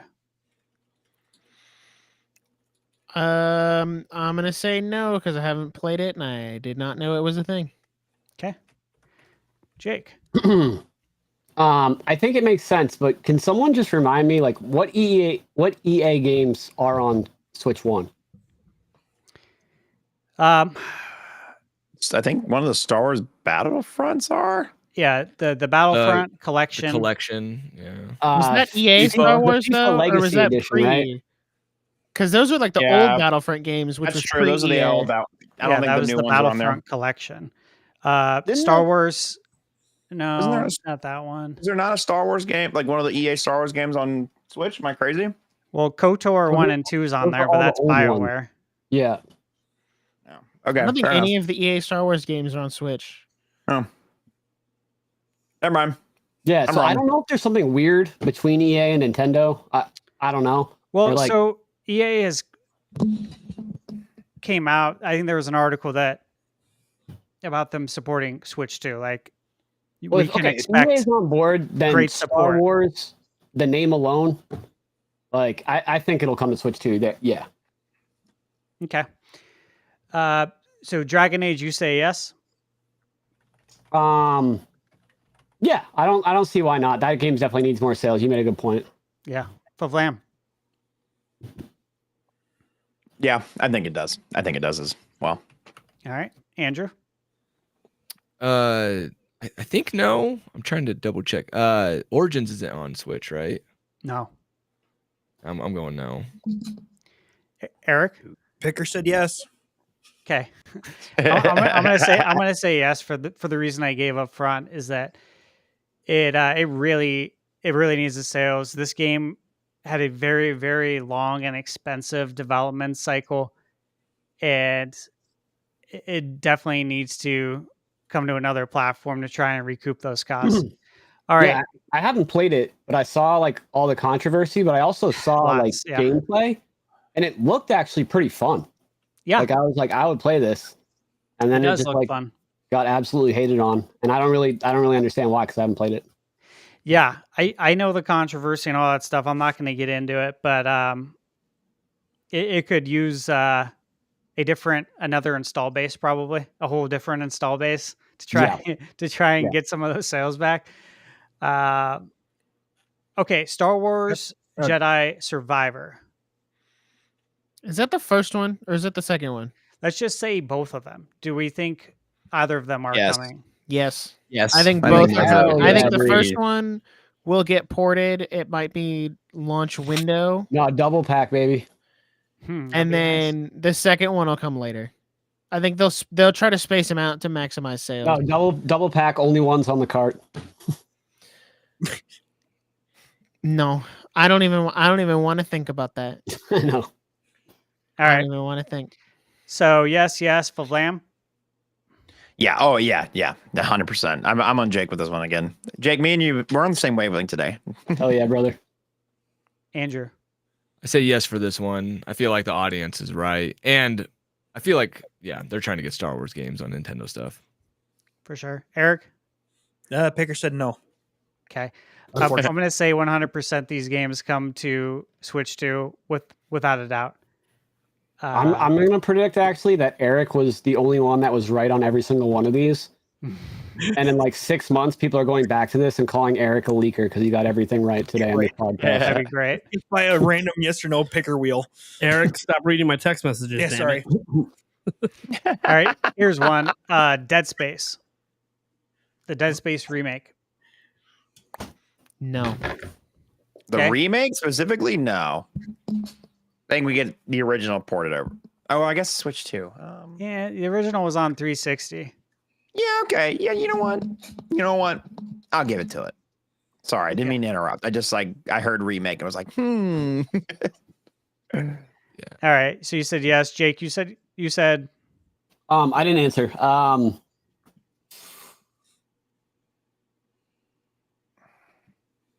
I'm gonna say no, not because it necessarily won't run, but again, I don't know. I just see like a saturation with games coming because like Nintendo always releases their consoles at a weird point where like Xbox and PlayStation do it in a certain time window, and then Nintendo's the lone wolf when they announce. There's like no competition in terms of something new when their system comes out, and so like there's just such there's so many games that are going to be coming from third parties. I think if we get every single game that we're talking about right here, I just feel like it won't sell. Like it's just like so many old games. okay. Fair. It's a good point. Andrew. I'm gonna say no. I just don't think they're gonna have the time for it. They just want to focus on the big hardware for now. Eric. The picker wheel hates. It says no. Okay. For Dead Space, I got to think that if they're planning on releasing Dead Space 2 and 3 remakes, then I think Dead Space remake comes to Switch 2. Because I think they're going to want to get all three of those games on as many consoles as possible. And again, I think you want to be part of the Switch 2 user base if it's anything, near the Switch 1 user base. They have the original Dead Space. It's called Metroid Prime. Yeah, right? Oh, there it is. Dead Space is a good game. I think if it can run, then it'll come to Switch 2. All right. Here's one that is an interesting one. The Sims 4. 100%. Especially with the rumored Joy-Con mouse mouse function out. Oh yeah, I was shocked we didn't get The Sims on Switch. It's such a wildly popular game. Like, and the Switch market is perfect for it. Is it true that they're not making any new Sims anymore and they canceled Sims 5? That's not what I heard. From what I heard, and I looked this up, I think a week or two ago for the podcast, Sims 5 is still in development. I heard that they decided to just keep updating Sims 4 forever, like what they do with Fortnite and stuff. Yeah. They're waiting to cross-promote it with the movie. That's what they're doing. Are they working on a movie? Yeah, there's a movie. That's right, man. That was announced a long time ago, wasn't it? Yeah, it was after the Barbie movie because Margot Robbie said they're going to be in it. They were like interested in it. Mhm. Oh, that's probably Yeah. actually what's going to happen. Sims 5 will probably release right around the time. That's what Obviously, I'm thinking. that makes That a makes ton of me sense. happy, but I could have sworn I saw that they canceled that. The Hey, movie maybe, I don't know. or the game? Wait. No, The Sims 5. Oh. The game, Huh. I believe, is what they're referring to. All right, Sims 4. Jake? No, it says, yeah, there won't actually be a Sims 5 because EA is going to disrupt the sequel model by shoving the Sims 4, Project Reen, and 2 other games into one massive Sims platform. Huh. Okay. I mean, maybe it is a sequel, but then it's like hey, it's going to be like, this is going to be our iterative Sims thing from now on for forever. I see a bunch of articles. It says no Sims 5 is coming.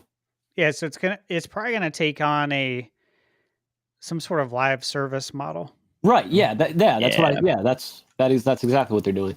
Yeah, so it'll be a new Sims, right? I would they presume, but canceled like an actual Sims 5. yeah, but they're dropping the number. It's just the Sims, and it's a live service model that will get Right. continuously updated, which will probably make them a lot more money. Let's be honest. Yeah, I mean that's why they're doing it. Yep. EA knows all about the microtransactions. Yup.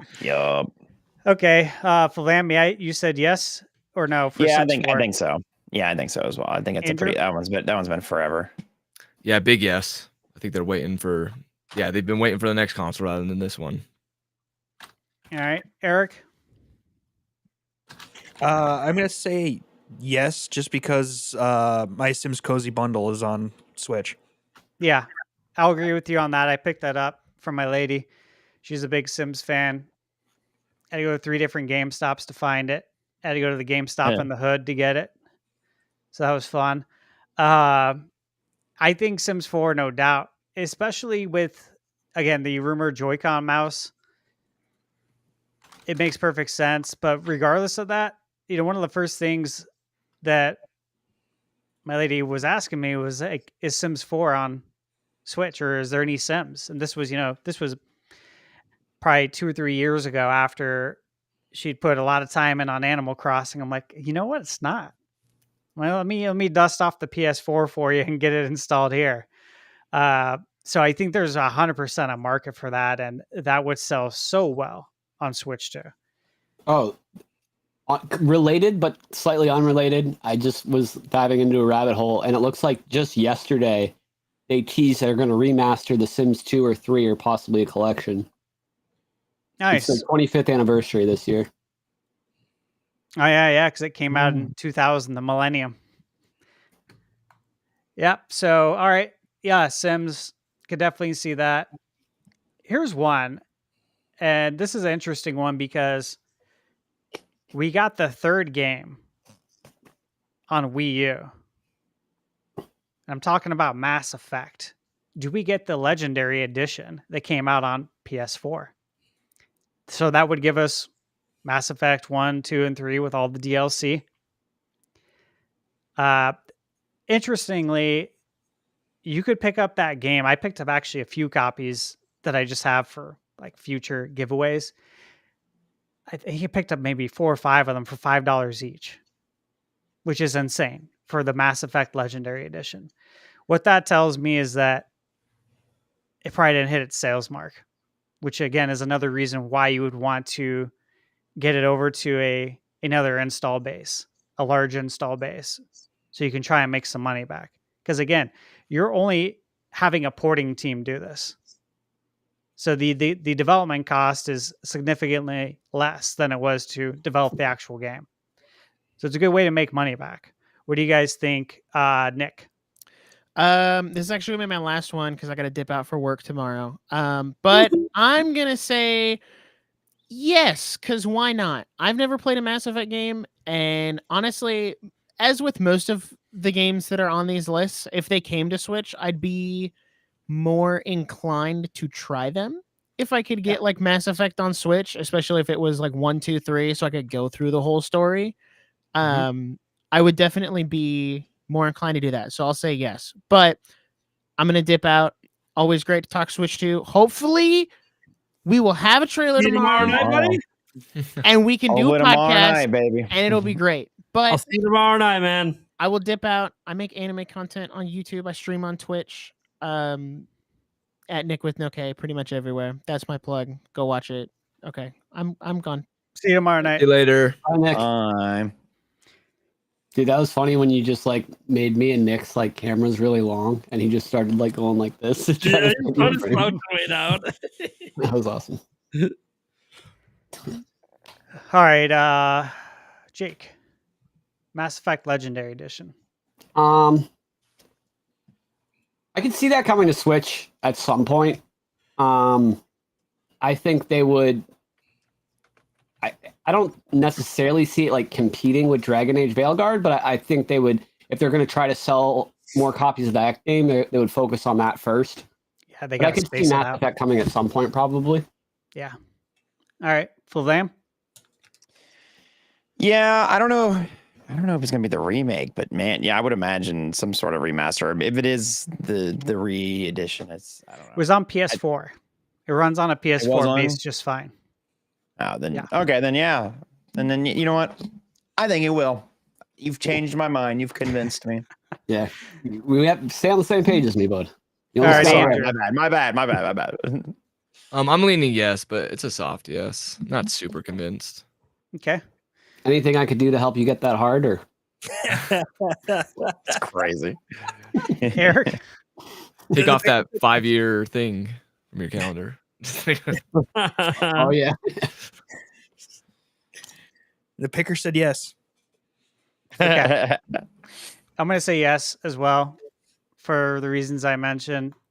They need to make money back on that. And again, this came to Wii U and it runs on a PS4 just fine. So yeah, I definitely see them bringing that over. Here's one that's probably a big interest, right? And that is EA Sports. Is it in the game on Switch too? Surely, right? It was Well- on Switch, wasn't it? Madden? well, I think if it's on Series S, I think I could see it starting to come to Switch too. Yeah, I'm talking Madden football. I'm talking EA Sports college football, NHL. Are those games coming? Yeah, To Switch. I would be surprised if they. We can weren't. finally get regular FIFA too. Yeah, with all the True. modes, right? Yeah, instead of just FIFA 2020 with updated rosters. Yeah, Exactly. that's so awesome. All right, so Jake, you're a yes. Yeah, I could see that for sure. Okay. Favlam? Yeah, that's such a staple. You can't go without a sports game. You know. Yeah. Andrew? Does the Switch have any football games at all? No, right? No. No. Okay, That's maybe cra- you can. That's crazy. I know. Maybe you can go without. Yeah, I can't. I'm not gonna say yes to every single one. I think more will be on Switch too, but not every single sport. Because yeah, something is weird. I don't know why. Well, we've got is taking NBA so long. 2K. We have the legacy FIFAs. We have the show, which is a PlayStation Mhm. like studios game, and those are all on Switch. So Madden's really the only big one it's missing. Yeah, we have a lot Yeah, of sports yeah. outside And- of Madden and and hockey. And college ball is pretty recent. Like I know that took the Right. what am I trying to say? Oh yeah, like it really was big last year because it was so many years till it happened. I don't know. I just think two big companies, sometimes things take a long time. So I'm not gonna say every single one, but I think more will be on Switch too. I think Madden will be. Yeah, and that could be one of them. Eric, what do you think? The picker hates. It said no. Okay. I think we'll Dang. get some sports games from EA. Again, yeah, I think Madden's the most likely, right? Here's what I want to know: if it does come to Switch too, does Nate get rid of his Xbox? If what comes Probably to not. Madden. if it runs at 60 FPS, sure. That's the big thing too, especially Okay, with like so he's NBA keeping an 2K. Xbox. If it's 2K runs at 60, I'm in. Would not hold my breath. And it's the current edition. well, yeah, Yeah. it can't be like a classic, Yeah. FIFA Classic Edition. No, it's got to be like the real current cross-gen version. You know, Yeah. NBA 2K runs at 30 on Switch. I would Mhm. I would expect that fully to run at 60 FPS on Switch too. We'll see what happens. Otherwise, we're literally getting the same exact thing. It'll look prettier. Yeah, a little I bit. mean, the newer games are always technically looking better, so it wouldn't be I don't know. I think it's gonna be 30 FPS still. Look, I bet you NBA 2K this year is still coming to Switch. If any of you guys think that Nate actually likes Switch and it That's doesn't true, just too. do it for views, watch and see what he plays Madden on when Switch 2 comes out. That'll tell you. That'll tell you what Cooper really cares about. That's really funny. God damn it, Jake. I'm just kidding. I'm just busting your balls.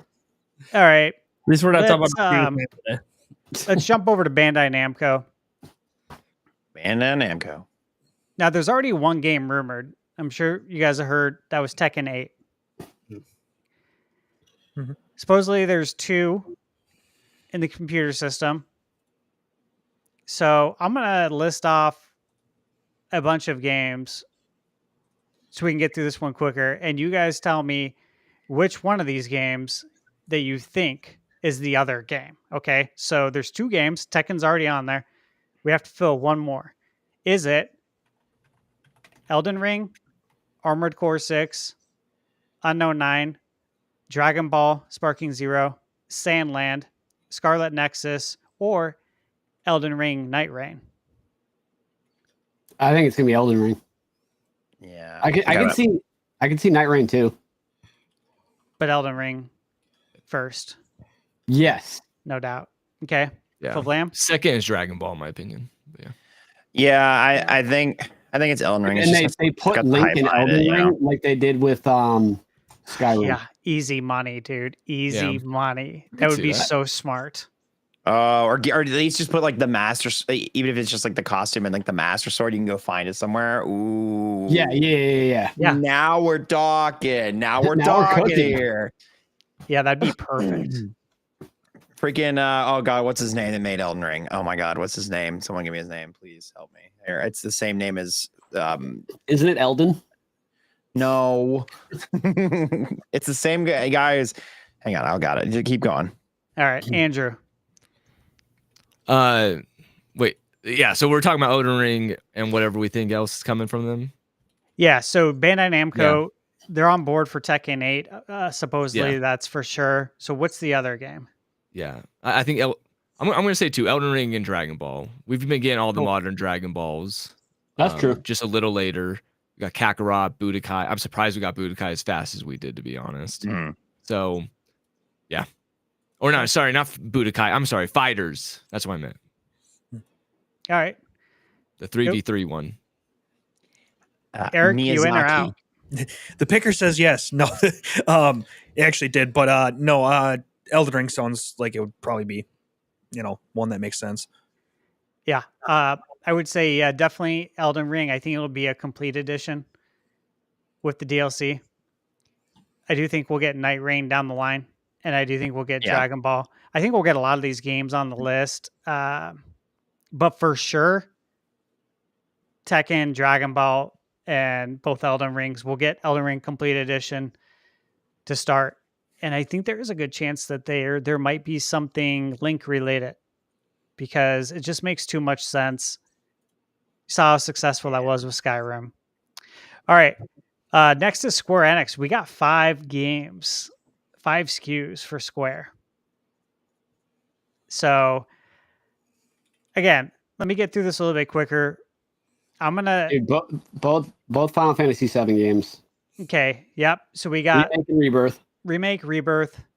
We got Visions of Mana, Final Fantasy 16, Star Ocean, The Divine Force, Valkyrie Elysium, Forspoken, Stranger of Paradise, Final Fantasy Origin, Dying Light 2, Stay Human, and let me just say I'm talking the native edition. There's a cloud edition, so I'm talking an actual game natively. Kingdom Hearts, again, native releases. Okay, 1 through 3. Give me 5. Jake, we'll start with you. Well, I definitely think both Final Fantasy 7 games. I think Kingdom Hearts, because if they went through all that trouble just to get a cloud version running on Switch, There's no way they're not gonna get it native. That's exactly what I was gonna say. Yeah. Yeah. And then We're just talking the first three, right? Remind me of the other games. I 5 knew what I was games. gonna say. Because there's 5 SKUs. So the other ones are Visions of Mana, Final Fantasy 16. Oh, right. I say Final Fantasy 16 for sure because that's a walking sim. So it doesn't. It could probably run on the Switch 1 because there's hardly any gameplay at all. Yeah. I think. Wait, you don't mean 15? No, I mean 16, the new one. Okay. 15 I think was an 15's awesome coming for game sure. that was totally underrated. Oh jeez. Oh jeez. Because it has a huge open world you can actually explore instead of a hallway. Ooh. The side quests are what make that game amazing. Like Final Fantasy 16 has a better story, but it's just a movie. It's not a game. So 16 comes for sure. And And honestly, I'm not sure about the 5th one. Chat. I don't want to eat up too much time, so I'll let. I feel like Andrew wants to respond, so I feel like Andrew should. Oh should no, go. that's a whole nother topic with 15 versus 16. But Yeah. I'm more passionate about the dislike towards 15. But yeah. So Wow, my okay. turn now. Yes, sir. I think 15's coming first. I feel like the Final Fantasies are eventually coming, or I mean, they have been coming. I don't know when 16 will come though. I think I've been seeing the leaks for some pretty solid sources for Final Fantasy 7 Remake and Rebirth. I don't think Rebirth's coming a year after. I think that might be the plan. I think they could believe it, but I think it's going to get delayed. Dude, the 9 remake. That's what's going to be one of them. Oh yeah. I agree. I think that's coming. What were some of the other games? Visions of Mana, Oh, Star yes. Ocean, Yes. Forspoken, Stranger of Paradise, Final Fantasy no. Origin. No for Forspoken. I think that's It sold so is it- bad. yeah, but like, does Terribly. anyone even? Well, I'm Kinda just feel like wondering if they'll test their luck on essentially a different. No one would pay User full base. price for it. Is the problem Well, though? Are they I- going to release it for $20? Then maybe. Well, I feel like they want to use their resources to test some other stuff, rather than that. Yeah. Okay. And then Kingdom Hearts. I think the first 3. I don't think 4 is coming ever to Switch 2. Maybe Switch 3. What the? No, dude. 4 is coming. I'm cloud serious. version. Dude, 4 is cloud version. You're for Switch serious, 2. but we're talking Switch 3 now. No reveal. That didn't take long. Let me get a reveal. Heck, Yeah, we PS5 did- would we be don't lucky even if they have- get Kingdom Hearts 4, if we're being honest. That director loves to dip his toes in a lot of things at once. That's true. All right. So that's your 5. Yeah. Vlam, what do you got? 5 things I want to see come to Switch 2. Is that what you're asking? Square Enix. Out of from those Square games, all those games I listed off. He remembers none of Can them. can you listen again? I'll be so real. All of us have I to know. do it again. You All guys have been. I was hearing Kingdom Hearts. And I know. I mean, there's Yeah. Kingdom Hearts, was Final one of the games Fantasy. Yeah, Kingdom Kingdom Hearts. Hearts. Final Fantasy. I think we let's bring back Kingdom Hearts. We get like a bundle collection, or maybe we remaster or remake them and bring them into Switch. Like Jake was saying, that's something I do agree with. I remember this part now. Yes, sorry, we got lost in the quagmire for a little while. I was like in a different dimension. That's okay. Edibles Yeah. kicking in.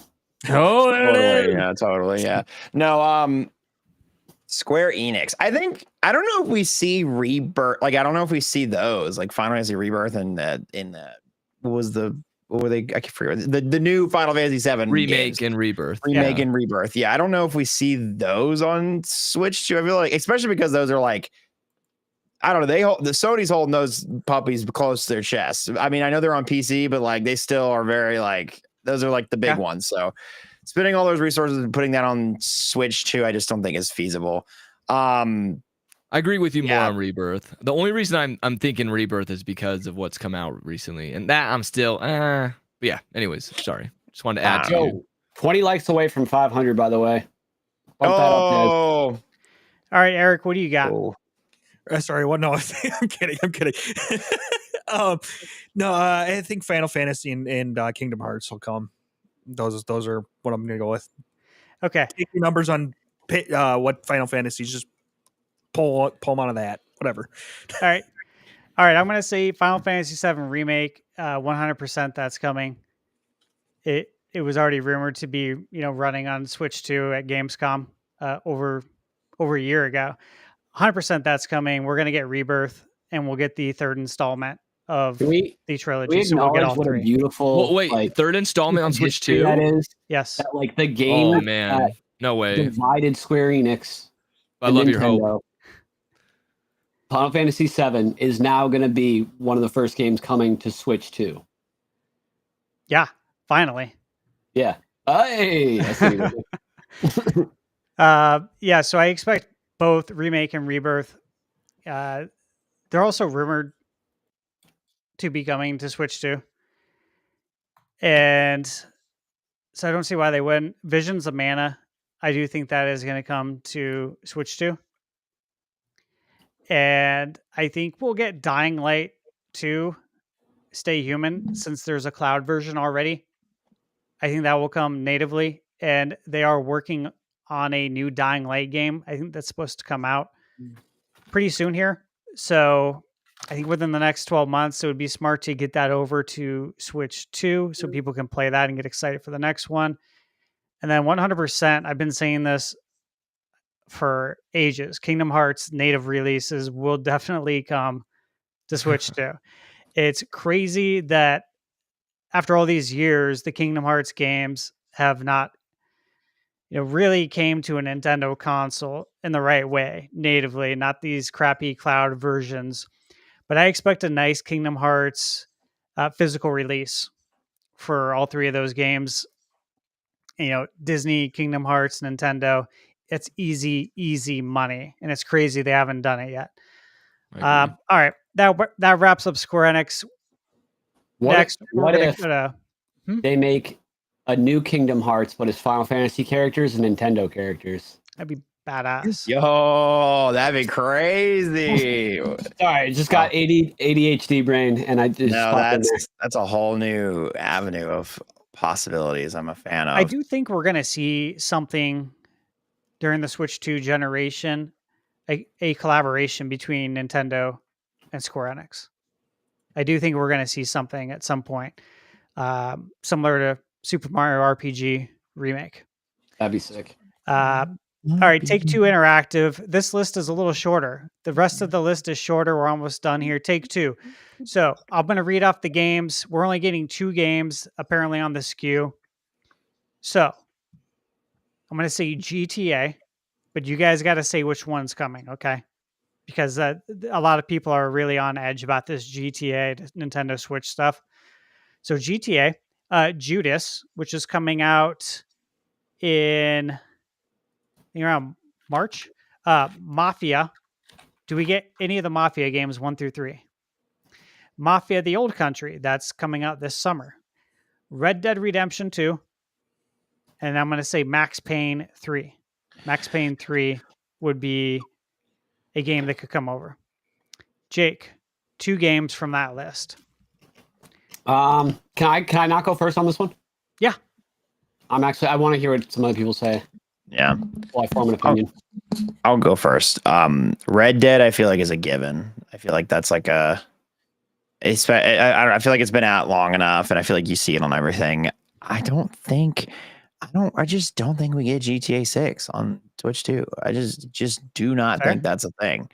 I think you could maybe see a port of 5. It ran on PS4. Yeah, PS4, I think. But what I'm questioning is, Didn't it come out on PS3? It did. Yes, it did. Yeah.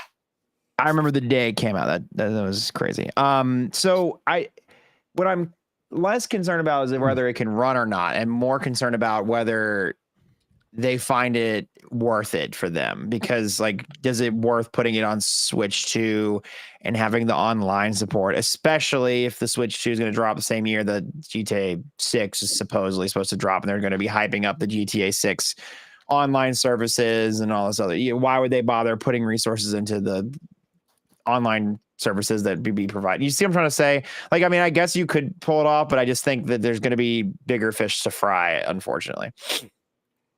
Okay. Yeah.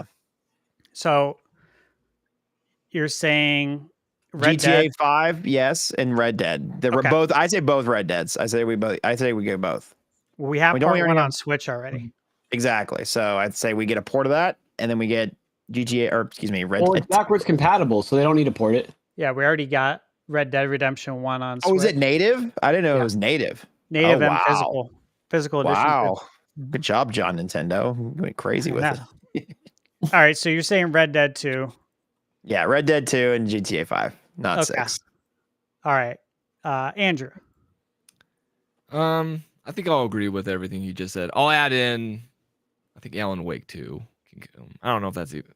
Yeah, we're talking about Remedy, right? Remedy's part No. of this. Well, Yeah, Take Remedy Two. makes Grand Theft Auto.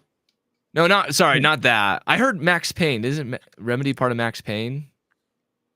Max Payne's Rockstar. Okay, I thought Remedy was a part of that too, but maybe I'm misremembering. Anyways, I'll just agree with everything Flam said. Okay. Eric, what do you got? Yeah, Red Dead's got to be. I Alright. mean, it's got to be. And then I was thinking Max Payne 3, just because. Why not? Okay. Jake. Well, yeah, I do agree with everyone that Red Dead Redemption 2 is like a slam dunk. Yeah. That's the one that I have no doubt about. For the second one, I could see GTA 5, but also like I don't know. I know they put the trilogy on Switch, but Nintendo's always been kind of weird about it. So I don't know. It's just like a little more extreme than the GTA trilogy. So I just don't know if Nintendo's going to want it. But at the Yeah. same time, the thing that everyone's really wondering is GTA 6. And if they decline GTA 6 because they don't want it, I think people would be pretty pissed. So I'll say GTA 5 too. And I hope they figure out a way to get some version of that on Switch too. Okay. All right. Yeah, I'm going to go with Red Dead 2. I've been saying that for a long time. I 100% believe that is going to be there. I think it's going to be launch or launch window kind of game. I think it makes sense to get the Mafia games over as well. But as far as GTA goes, and again, this is just like, I know a lot of people think that GTA 6, there's no way in heck this is going to be able to run on Switch 2. But if we're looking at the power, right?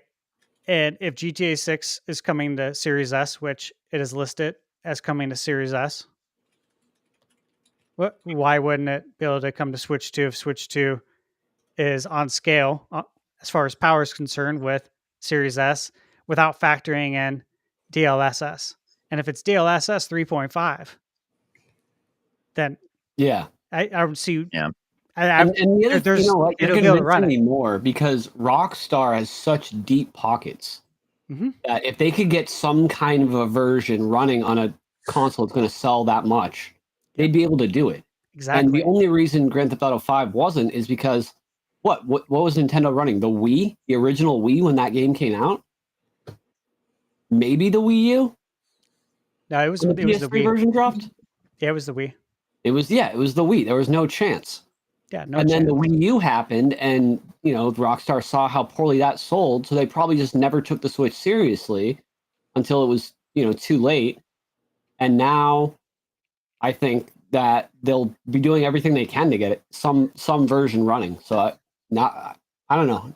You just kind of convinced me that it will come. Yeah, like just logically, right?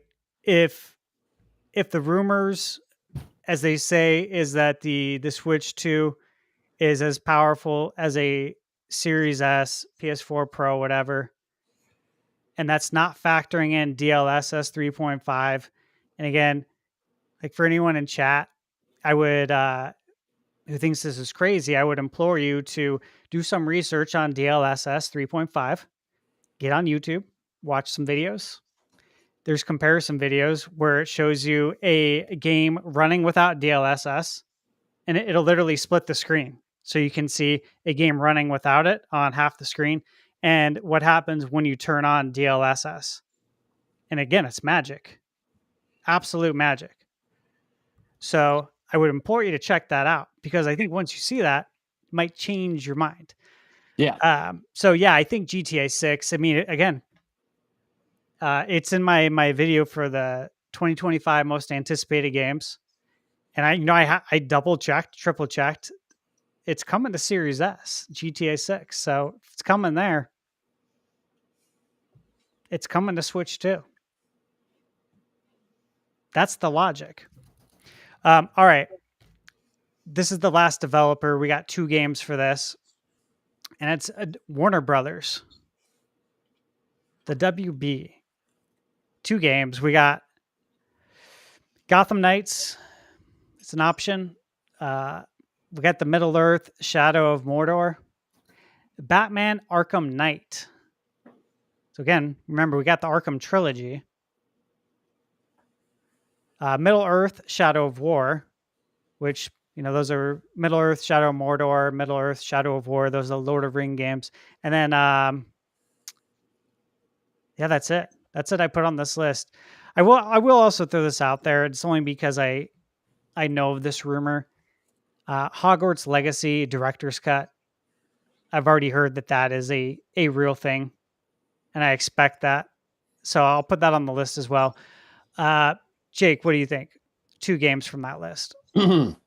Well, I do, obviously we got Hogwarts Legacy on Switch.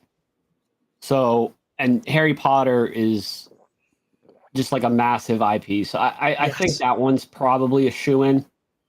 If they're going to figure out a way to put the original game on Switch 1, and there's no way it wouldn't come to everything for the definitive version, or I forget how you phrased it. Then, definitive version or director's cut is what I had heard. Yeah, director's cut. Okay, and then I think Batman Arkham Knight would be my pick for a second one. I know Lord of the Rings is a massive IP and stuff too, and I know those are highly regarded games. I just think they're a little older. I just think the Batman Arkham Knight makes more sense given the fact that we just got the trilogy as well. Yeah, for sure. Flavlam, what do you think? Yeah, I think just you mentioned the Hogwarts Legacy game, and I was like, I think a port of that would be. I feel like that's slightly given. I mean, I don't know. Again, if we assuming backwards compatibility, I think that I think we do get the Lord of the Rings games. I think those are pretty. I don't know. They're pretty universal as well at that point. So I don't know. Whenever Lord of the Rings games we got in either upcoming or already existing, I think we start seeing some of those on Switch too. Okay. Well, what 2 games did you pick? I don't have a specific Lord of the Ring game, but one of the Lord of the Rings games, and then I was saying Hogwarts Legacy. I don't know if that was Hogwarts Legacy on the list, but isn't that Warner Brothers? No, yeah. He was saying their director's cut version. Oh, okay. So it was in their shareholder briefing. Okay. Let me just tell you guys. So when Hogwarts Legacy director's cut was brought up, it was in regards to the insane amount of money for a game that came out that probably a lot of us knew was going to lose a ton of money from the first time we saw it, and that's Suicide Squad. And it lost so much money that they need to dip back into the Harry Potter IP and make a director's cut. And because again, I think based on how I read it, they believe that they can easily get more money from the Harry Potter fan base. Yeah. To kind of quell the shareholders that were upset with the massive loss from Suicide Squad. And that was also my bad, Flavlam. I didn't hear that you had said Hogwarts Legacy. I wasn't asking you to pick which. I was like, I'm like, I don't know, man. All right, Andrew, what do you got? I think besides Hogwarts Legacy, I don't know. I don't think I know enough about those other games. I don't know if they're. I know we have the new Harry Potter show coming out. I don't know if they want to time anything with that, but that'd be cool. Yeah, I would think so for sure. Well, it's not really related. I mean, it's related, but it doesn't have to do with any of those characters. Yeah, Hogwarts is the only thing in common. I was reading something with like the movies, like why some movies succeed and some don't, and like according to like exit surveys, it was like people are more in love with Hogwarts than the universe itself, if that makes sense. Yeah. Which is why like they have 3 movies that fail just recently. They're 3 most recent movies, but yet the game did amazing. So yeah. Right. Eric, what you got? Probably Gotham for sure. Isn't that there's a second Hogwarts Legacy coming out too, right? Eventually here. Yeah, in time. Who knows when? We haven't even seen it yet. Right.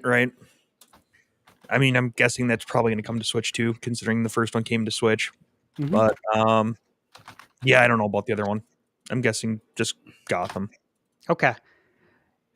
Yeah, I'm gonna say no doubt the Hogwarts Legacy Director's Cut. So I have Hogwarts Legacy on PS5, and then I also picked it up from my lady on Switch. So I've seen both versions, and they're obviously quite different. It is a technical marvel, though. I'm just like, wow, I can't believe that they're able to get this to run on Switch 1 as well as it does. But they're definitely different games. And I think there would be very good reason to release Hogwarts Legacy Director's Cut on Switch 2.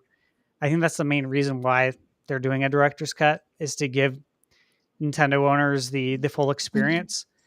And it's already rumored that Gotham Knights is going to be a game that comes to Switch 2 right around launch. But on top of that, I will say I think Batman Arkham Knight has to come logically. Like, why would you release the other Batman games and not release Arkham Knight? So yeah, 100% there. All right, guys, that wraps up that SKU list. And I do want to mention one thing here, though, is there was a tweet from Eurogamer confirming some games, right? And that was, and this is just to kind of give everyone an idea of what can run on Switch 2, right? Yeah. Metal Gear Solid Delta, so Snake Eater. Oh yeah, these all came from Nate the Hate. Yeah, Nate the Hate. Thank you. I don't know if you guys seen the trailer for Metal Gear Solid Delta, but it looks extremely impressive. Think Silent Hill 2 remake that came out on PS5. It's like on that scale, and that game was I reviewed it, extremely impressive. But that was on the list. Red Dead 2, Metaphor ReFantazio, which again I just reviewed that game, and I 100% expect that to be there right at launch. Yeah, well, they got Persona 5 Royal on the Switch. Yeah. Very similar. Like, it's almost like Majora's Mask to Ocarina of Time. So, It is. No, Yeah. totally. Visions of Mana was on there. Of course, Tekken 8, Assassin's Creed Shadows, The Division, and Rainbow Six Siege, and the Mario Rabbids collection, which we kind of already knew that was coming with the Mario Rabbids. If you go back to that leak from over a year ago now, Ubisoft saying they were disappointed in the sales, and it kind of got out. Yeah, the second one, the Sparks of Hope, because they were planning on releasing that on Switch 2. They were under the impression that would be coming out right around the time of Switch 2. And again, that was over a year ago. So I think there's a lot of stories behind the scenes that we may eventually find out some news about after Switch 2 comes out. But that should be interesting. That wraps all of that up, though. Thank you guys for participating. Hopefully, all the games that we picked come to Switch 2. Yeah. Again, I agree. It's going to have to be spread out. Put that together. Hey, you're welcome. For sure. Hey, Nate, could you do me a favor? Maybe. When the stream ends, can you go in and delete the title and just change it to Getting Excited for Donkey Kong Returns HD? And then take a screenshot of that as the title with how many views the stream got, and then change it back. But do a funny tweet. That is Wouldn't that be hilarious. sick? That is hilarious. I'll think of That is No, hilarious. they- Most huge podcast we've ever done. Like, It's the most episode. good live stream I've ever Yeah. done. yeah. Oh Lord, that's funny as hell. Anyways, Eric, Yeah. we're back to a Switch 2 topic. This is an Holy exciting cow. one. This one just happened over the last 24 hours. What are we talking about? The specs seem to have leaked. Oh, baby. Be right back. Go ahead and grab this. Grab Before we start on this topic, I just saw the time. I do, in fact, need That to is head totally out. fine. Go for it. Tip out, Mike. Am I on tomorrow's thing? It's okay. I know you have like a ton of people, so I know I replied, but I know I don't think you had said anything to me, did you? I thought I replied to the tweet. But that's okay. That's all right. I don't need to be on it because you said you already have 12, and that is totally okay with me. And also, I don't think it's gonna happen. But that's just me. That's just me. Yeah, but anyways, no fake. Get out. I hope it does, though. I hope it does for both your and my sake, and for my little heart, my little wonderful Nintendo heart. But no, I'm Vlam. You can find me on twitch.tv/Vlam. I host lots of game shows and anything related to Nintendo as well. I'll be live again tomorrow. If I'm not on, or I'm not going to be on Prime's stream, so I'll be on my own stream. But please enjoy the news of the Switch too. I hope it happens. And we'll also be having lots of other. I'm going to be playing Donkey Kong this Saturday, basically all day, doing another walkathon. I'll be walking the whole time. I do walkathons all the time. So if you think that's fun and interesting, and you want to make me walk more and do silly little tricks on the treadmill, then come watch my stream. So, anyways, thanks for having me on again. And I appreciate you all. It's wonderful seeing you all again. And I'll see you guys next time. Have Bye, a good one. Vlam. All right, let's get to some specs. Let's Specs. have some fun. What is fun? I don't know, but let's actually see it. What so we is can love? See it. No. Yeah. What is love? Oh gosh. Baby, don't. Yeah, right. No more. All right, Eric. Right. So what are we talking about? The specs that possibly have leaked from Zubitech, with Zubitech being the Well, tweeter. Zubitech's technically not I the know. source. Well, they tweeted this out. I don't know where Yeah. they got it from, but So I'll tell you the history here. This actually came from some people on Family Boards, but again, Family Boards is on lockdown, so we can't go look at the originating post. It's just unfortunate. That being said, the top part is nothing new. That's been out there since like the NVIDIA hack in 2022. The new stuff are the power profiles. Ooh. So Eric, why don't you read over those power profiles? Yeah. In handheld mode, the CPU runs at 1100 megahertz. GPU runs at 561 megahertz, 1.72 teraflops at peak. The RAM runs at 2100 megahertz, 68.26 gigabits peak bandwidth. In docked, we jump up with the CPU. We jumped up to. You actually jumped down. We jumped down. Oh, yeah, good call. I can't read. To 998.4 megahertz. GPU to 1000 megahertz, basically, and 3.09 teraflops at peak. And then the RAM at 3200 megahertz, 102.4 gigs peak bandwidth. Good Lord, I can't read today. Yes. The big things to take away are basically that for some reason the CPU is supposedly clocked lower in dot mode, which literally makes no sense.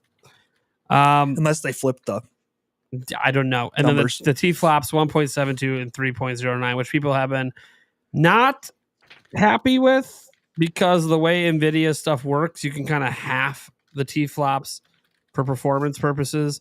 But that's not really how this all works. The problem with the specs is that you can't directly compare this to anything that's out there. Any of the handhelds, none of them are using NVIDIA and ARM tech. You can't compare it to PS5 or Xbox Series S or even PS4 directly because none of them are using the same technology from the same companies. It's a really hard to compare thing when we haven't seen games. But we have heard things like Final Fantasy VII Rebirth. Nate the Hate said it's coming over. That's a PS5 exclusive game. That's not even made for PS4. It's on PS5. So it's current gen only, and that is somehow going to be able to run, supposedly, no, a lot of doubt with Nate the Hate right now, but supposedly going to be running on Switch 2 and releasing in 2026. So I don't know if any of this is real. I have some doubts because some of the numbers don't line up with some of the stuff that leaked from NVIDIA. But I also will say this. Nintendo Switch has like 5 power profiles, like 5 of them. This is only 2. I imagine there'll be more than just these 2. So I kind of feel like we're just kind of getting a sort of cross section of some of what Switch 2 can do, but not really everything. And none of this is considering anything with DLSS or any of that other stuff, any of the advanced techniques and stuff that are available. So what I do know is the rumored games coming seem to all be high-end AAA games. We know we're going to be getting Call of Duty for 10 years.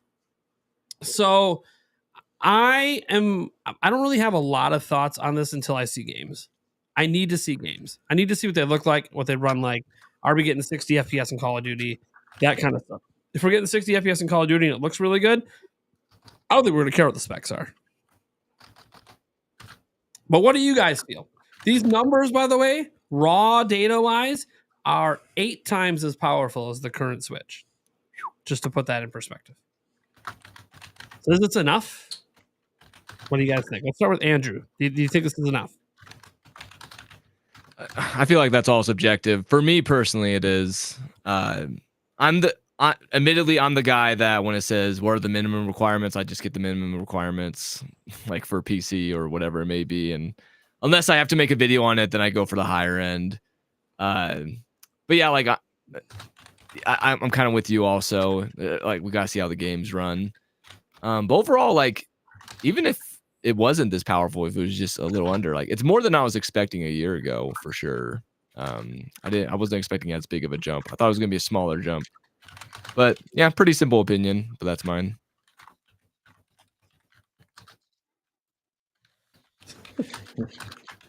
Okay. Eric. Yeah. Do you think that's good enough? I mean, I don't really know a whole lot about hardware. It ain't no stuff, and 4080, buddy. I mean, there's that. That's what we have in our computer, 4080 yeah. Supers. I mean, as long as the games run, that's all I really care. I mean, There's also weird things on that spec sheet. Like mean- it's like it says that it's a 20 series, but then it says it's based on Ampere, and Ampere is a 30 series. yeah. So like, there's already some weird. Oh, This is why like I don't really like not. I feel like there could be some truth to some of the clock speeds because that's one of the things we didn't know.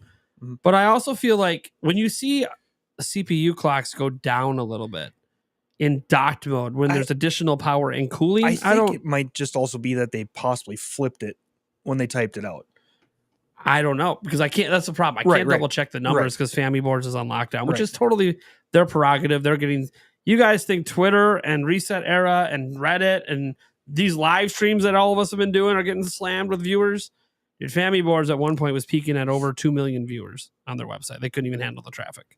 So people are excited for Switch 2. Let's just say that. And especially with these spec leaks out there and them being the source for it. So again, I feel like the people that are most upset about this seem to be console warriors. They're the ones trying to like pick fights with Nintendo. But like, this ain't good enough. You waited 8 years for that, and this is 5-year-old. One, we already knew that it was like 4 or 5-year-old stuff. That's not news. That we knew that in 2022. But it wasn't obviously 5 years old in 2022. But the point is that like it's all about the games and is it good enough for the current games? And I feel like people forget that like the stuff that PS5 is running on is based on like 2018, 2019 technology. And so the stuff that this is based on is technically slightly newer. So a lot of it is going to be, I do believe, and I've believed this the whole time, because some indie devs have kind of indicated there's something with the DLSS that hasn't leaked out yet that makes a huge difference with performance and upscaling. That's different than the known DLSS we have on our GPUs on our computers. And I don't know what that is. I don't know what the difference is. I'm assuming they have made a completely custom version of DLSS just for this bespoke hardware, because the thing with DLSS right now is it's got to cover all the graphics cards. Like DLSS 4.0 has to go all the way back and cover all these different generations of GPUs. Well, for Switch 2, they ain't swapping GPUs here. So they can do like a fully custom version for it. So I do think that there might be a little bit of magic with that's going to make Switch 2 kind of punch above what the numbers say it should do. And I think that's kind of the silver bullet here for Nintendo is, yeah, on paper, maybe it don't look so great, but just play it. Just trust me, play it. Play the games. And the games will be exactly what you want them to be. Now, if you're hoping for it to be native 4K 120 FPS, I mean, come on. PS5 Pro is even like struggling to do anything like that. So we have to be realistic here. They're targeting 1080p in handheld. Let's be realistic here. Will there be some games that hit 4K upscaling? Sure. Are all games going to do that? Probably not. Some might target 1440p. Find a middle ground. That being said, honestly, as long as it wasn't coming at me with 1 teraflop and 2 teraflops, I was good. Even though teraflops are a terrible way to measure performance. Digital Foundry did a whole video on it. They did a whole video on how terrible teraflops is to measure performance. Dude, I see what you did there. That's pretty good. Maybe that's why they call them teraflops. Yeah, buddy. No one likes it floppy. You got to get some tera bricks, baby. Yeah, Jake, what are you thinking about this power? After all, you're the PS5 guy. Dude, this is like the thing with every Nintendo console. People are like, oh, it's underpowered. And it's like, yeah, but we know how to use it. And we have Mario and Zelda, and Pokemon. Who cares? This is a nothing burger. It's 100 mil. That's whatever. Yeah, I'm not worried about it at all. And with DLSS, I know you guys talked about it a little bit earlier, but that's an absolute game changer. Yeah. And it's something the other platforms don't have. They have PSSR, which is nice, but only on PS5 Pro, which is very weird because FSR 1.0 is being used on Switch right now. Weird. Yeah. Weird. It's AMD, but being used on an NVIDIA device. Well, there's 2 platforms more powerful with AMD that aren't using something available to AMD. I don't get it, but hey. A massive dick. Yeah. Buddy. Yeah. There you go. Or a miniature. The 2 inches on the table. What massive? No, that's what AMD stands for.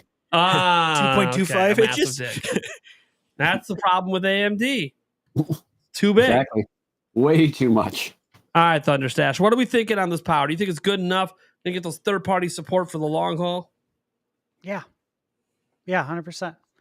That's why we already know about all these third-party developers being excited for Switch 2, and that's why we already have news of all of them being on board, even more so than they were for Switch 1. And that's why the developers that sat out for Switch 1 have already been on the record saying that they'll be there for Switch 2.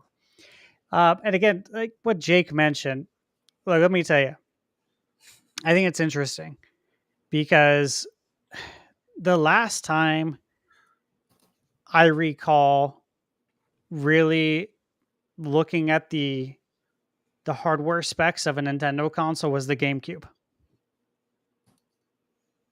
That was a long time ago, guys. That was 2001 that it came out.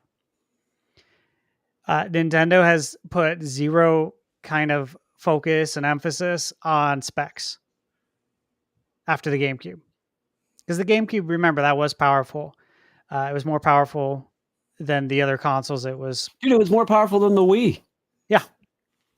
So, yeah, and the Wii, of course, the Wii was just, they were implementing different technology there, and they didn't do anything really, like you said, with the graphics card or anything like that.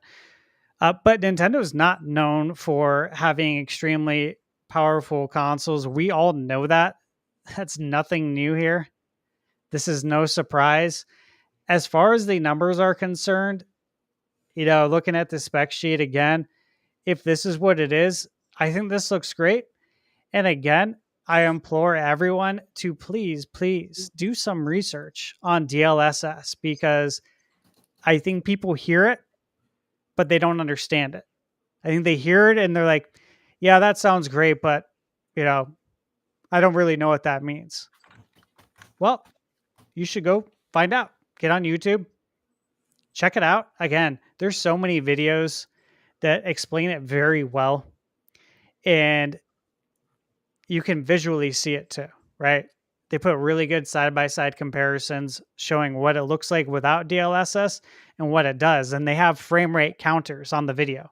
So it'll show you that it went from 30 frames per second to 80 frames. I mean, I've seen massive, massive jumps. So again, if the Switch 2 has DLSS 3.5 or a version of it, dude, we're gonna be fine.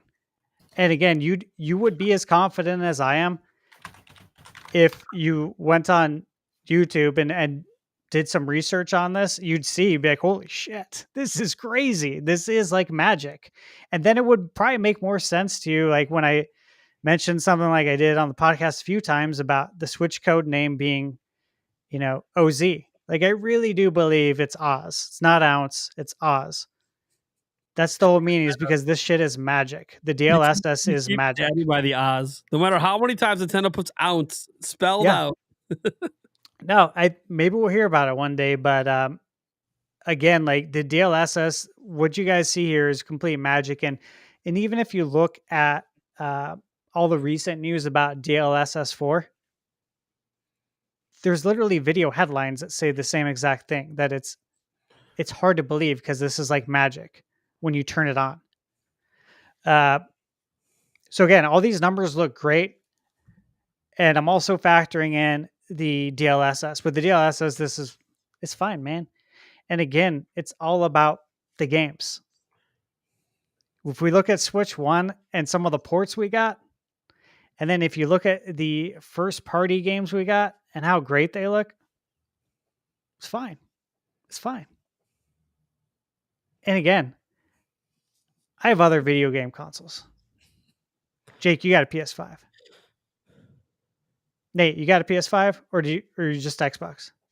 Xbox right now. I had a PS5. May pick up the Pro later this year. There you go. What do you got, Andrew? I got my first PlayStation last year, the PS5. Are you liking it? Yeah, I like it a lot. Well, and I also have like a huge back catalog of games. That's great. So yeah, totally. Yeah, and right there, like I got the Switch, obviously, but I got the PS5 and I got the Xbox. And so, hey, look, I've said this on Twitter a bunch of times. I've said it when I'm replying to comments, my YouTube videos. If the Switch 2 can't run certain games, then it can't run certain games. And I'll play it on another console. It's as simple as that. I will not lose any sleep over any of this stuff. If it can run on Switch 2, great. More Nintendo fans can enjoy games for the Nintendo fans that only play Nintendo games, that only have a Nintendo console. That's all it really amounts to, right? Like, I'm not a shareholder with any of these developers. I don't care. I'm going to play the games regardless. So that's where I stand. Like these specs, they look good. Again, I like the 12 gigs on the RAM. I've said that before, though. If you want to see what the NVIDIA graphics card looks like, again, you can put this into YouTube. I was watching some videos on it on the 2000 series. I have a 3000 series on both my desktop and my laptop. But I was looking at some videos of how games that that you've seen before run on a 2000 series graphics card without DLSS and with DLSS. So I was literally able to see probably a really, really good idea of how it's going to run on Switch 2. And again, games were going from 40 to 50 frames per second, and then you turn on DLSS and we're up to like 75, 80. And that's not even on DLSS 3.5. That was on like DLSS 2. So just, again, check it out. You'll probably feel a lot better about everything once you check out the DLSS stuff. All right. Yeah. I mean, honestly, DLSS, I think, is that big unknown. And here's the thing. When it comes to these specs, Nintendo's never going to talk about them. Nintendo hasn't talked specs since GameCube days, right? Yep. So they're not going to tell you what the frequencies are, or how much the RAM is, or any of that. So they might tell you how much storage is there, just because they got to have it in their Q&A on their website and stuff like that. But they're not going to go into deep details on this. So you're going to get the details from developers, from the back end of the dev area, from just developers telling us, and people just literally hacking their switches and checking it all out and seeing all the different power profiles. So we're going to have the information. It just won't come from Nintendo. So whether this is accurate or not, I don't know. But I have full confidence that most consumers, I'm not talking about you hardcore. I get it. I'm a hardcore. I love PC gaming. I'll probably be able to tell when DLSS is being used and when it's not. However, I think the games for the majority of consumers are going to look so good and play so well. No one's going to care what's going on under the hood. They might care a little bit about the battery life being hit. I don't know, but I don't think they're going to care overall. I think it's one of those to be determined. But what we're hearing about the games that are coming, even on low settings on PC, some of these games look fucking great. Yeah. So I think things will be all right. But again, these are unconfirmed reports because we can't even check out who posted them because Family Boards is on lockdown, and some of the numbers don't even make sense compared to what was leaked. So we'll just leave it at that. But at least it's the first time we've heard anything about clock speeds. We'll probably hear a lot more after Switch 2 is revealed and the third-party games start to get revealed. Like Paul Gale Network said, full trailer for one coming here, maybe tomorrow and or Friday. All right, let's get to the Q&A section. Remember, guys, you guys can submit super chats to get your Q&A questions in. We got a bunch queued up here. This is just a funny one. Demona Brawler, watch Nintendo drop their announcement tweet at 1:59 a.m. to throw us all off. That fits into Japan time. Or they could just not and just shadow drop it like they did their last two hardware announcements. Chris Howell, do you think pre-orders at GameStop or Best Buy will start tomorrow after the announcement? Let's say there is an announcement tomorrow, guys. Do you think pre-orders begin tomorrow? Jake, let's go to you on this one. You're the pre-order maestro. Yeah, I think it's like a almost no chance. They will. I mean, to your point, they're not showing off the games and stuff. This isn't the big blowout, right? This is the hardware thing, like what when the PS5 did that. It was like a year build up, like to the PS5, like showing their thing and having the pre-orders. I mean, it's not going to be like that, but I really strongly think they're going to announce pre-order information ahead of time. And I think Nintendo really, really cares about actual gamers getting these consoles and not scalpers, because some of the companies are like, oh, if we sell the consoles, like who cares either way? We've sold our consoles. But Nintendo really cares about selling software. And when scalpers buy them and they're sitting in piles, they're not selling software. So I think we've seen them. It's been hit or miss the last couple of years with stuff like the Xenoblade, like collector's editions and stuff like that. But they're getting better at using their websites. And so are all the major retailers where we're going to be buying them here in America, like Target, Walmart, and all that stuff. So I'm pretty sure they're going to be announced ahead of time.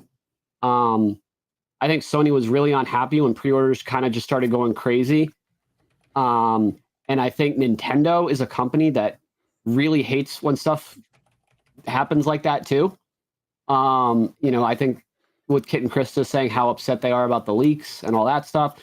So I think Nintendo has probably told all these companies. I'm sure Nintendo's lawyers contacted these companies' lawyers and was like, listen, pre-orders going on this day. They're not going a day before. They're not going when we put the trailer up. They're going this day. And I'm sure because of that we'll get advance notice. So I don't think you have to worry about it happening tomorrow. Yeah. Okay. Anyone else got any thoughts? Are we even expecting them to reveal a price tomorrow? I would say price probably.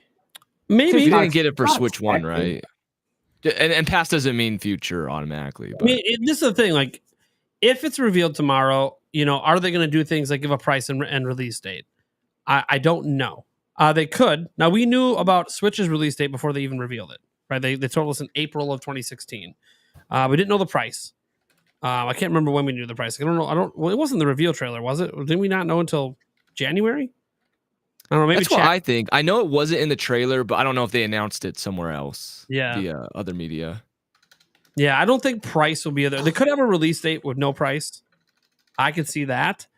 So it kind of stops the speculation on when it's coming. We're just going to tell you when it's coming. Even if it's like June, just announce it now and just get that out of the way. And then they could just say pre-order information coming later in like a email blast or whatever. Because I kind of agree with Jake that I do think, Nintendo obviously isn't worried about selling out day one because even Wii U sold out day one. So like everyone sells out day one with new tech. Even Xbox. Yeah, even Xbox did, yeah. So like you gotta worry more about like the consistent sales over time and keeping customers happy, making them feel like they don't have to scalp a system. And I know Nintendo said, hey, our answer to that is just to make a shit ton of systems. And that's fine, right? Flood the market with systems. It's a high risk move if there's not high demand, because it can backfire. But they see the hype.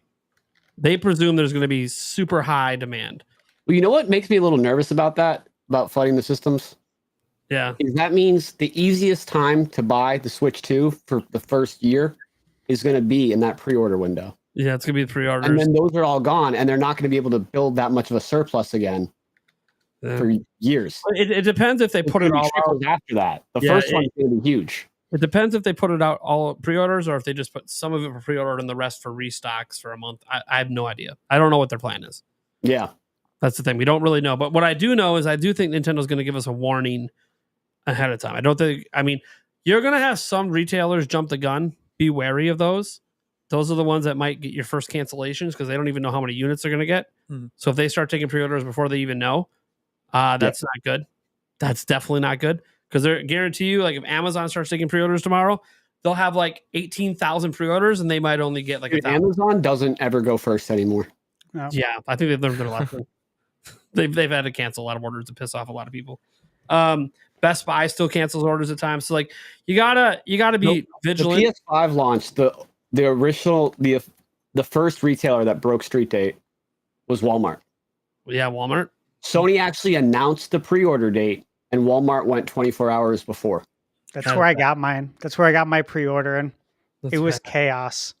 I've never refreshed a page so many times at checkout. So, if you guys are interested in pre-orders, make sure you're following Jake Randall. He will have all the info, all the videos, all the streams, trying to help all of us legitimately get it and beat the scalpers because scalpers are going to go hard too. They're going to try to keep this thing sold out for as long as they can to drive prices high in the secondhand market. And Jake's going to try to make sure you ain't got to worry about that shit. Yeah. That's my thing.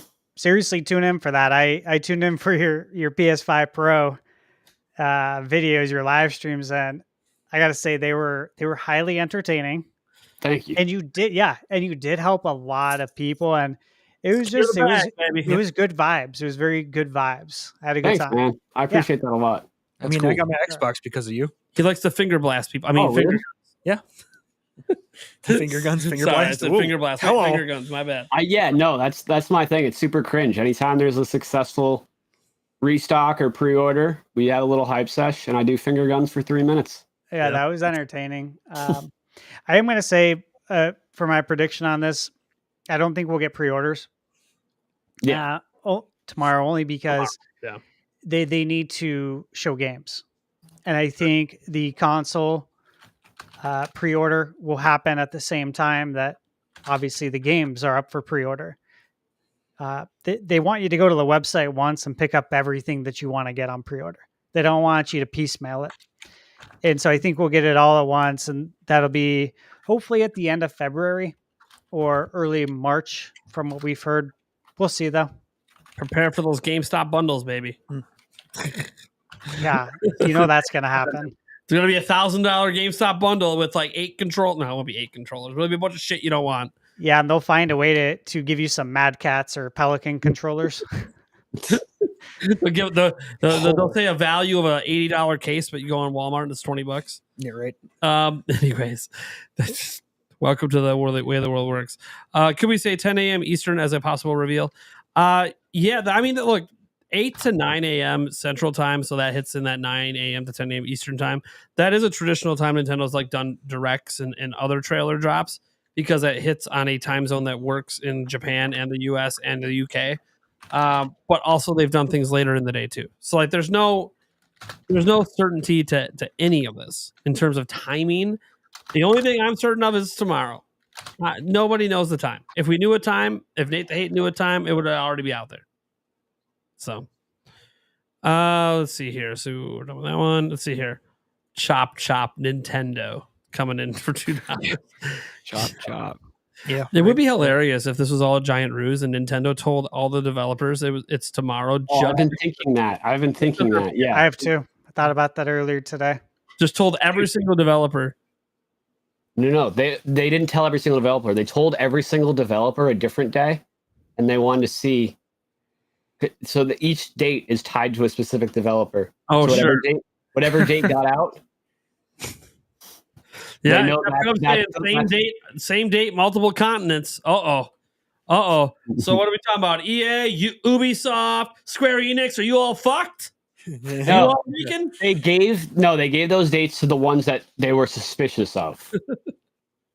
That's why, yeah. Again, EA, Ubisoft, Square Enix. Anyways, let's go in here.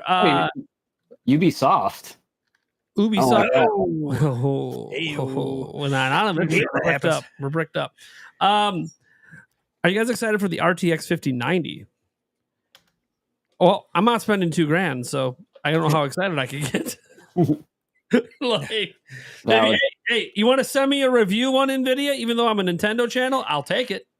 Hell yeah. I will promise that I will post opinions on Twitter. Is anyone here planning to get a 5090? Like, I'm not spending $2,000. This is just not happening. No need for it. But I'll be interested to see the videos that people put out on YouTube, and sure, and I'll be interested to like learn about it just from being a fan of technology, like I'm sure all of us are. But zero interest in buying one. Yeah, there's some new thing with the display port only on the 5090 that's really cool. It's supporting a new display port standard. I think that's why Linus from Linus Tech Tips is going to buy one.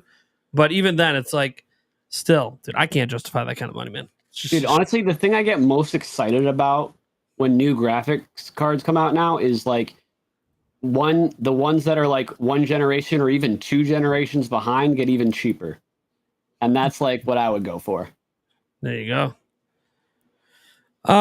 Super chat come in from DBZ2L24 says, told you Nintendo is a cat and they don't care about what you say. Is this like one of those things where cats just do what they want? Yeah, pretty much. I get it. It's my favorite and least favorite thing about them. Yeah. Yep. Don't give a shit. Let me see here. Gamebiter says, I'm still sticking to my original prediction. Nintendo will miss their deadline by a single day just to drop it on April Fool's Day and troll us all. So you're talking about like the arbitrary March 31st deadline. You're thinking they're just going to be like, oh, just kidding, April 1st, just to piss you guys off. Just kidding. I don't think there's any chance it's outside of March for a reveal. I mean, I'm obviously pretty sure it's tomorrow. There's no way Nintendo's going to miss their own deadline. They don't have anything. Look, we don't have dates for ZA. We don't have dates for Prime 4. And the only other game that has a date is Xenoblade Chronicles X, which is in March. Like they got to show it by the end of March. Bare minimum. Let's see here. KC wants to know, does anyone here have the same info as Nate? Me? I'm assuming me. I don't have the same info Nate the Hate has, besides tomorrow. I don't know about the same games that he knows. I know about different games.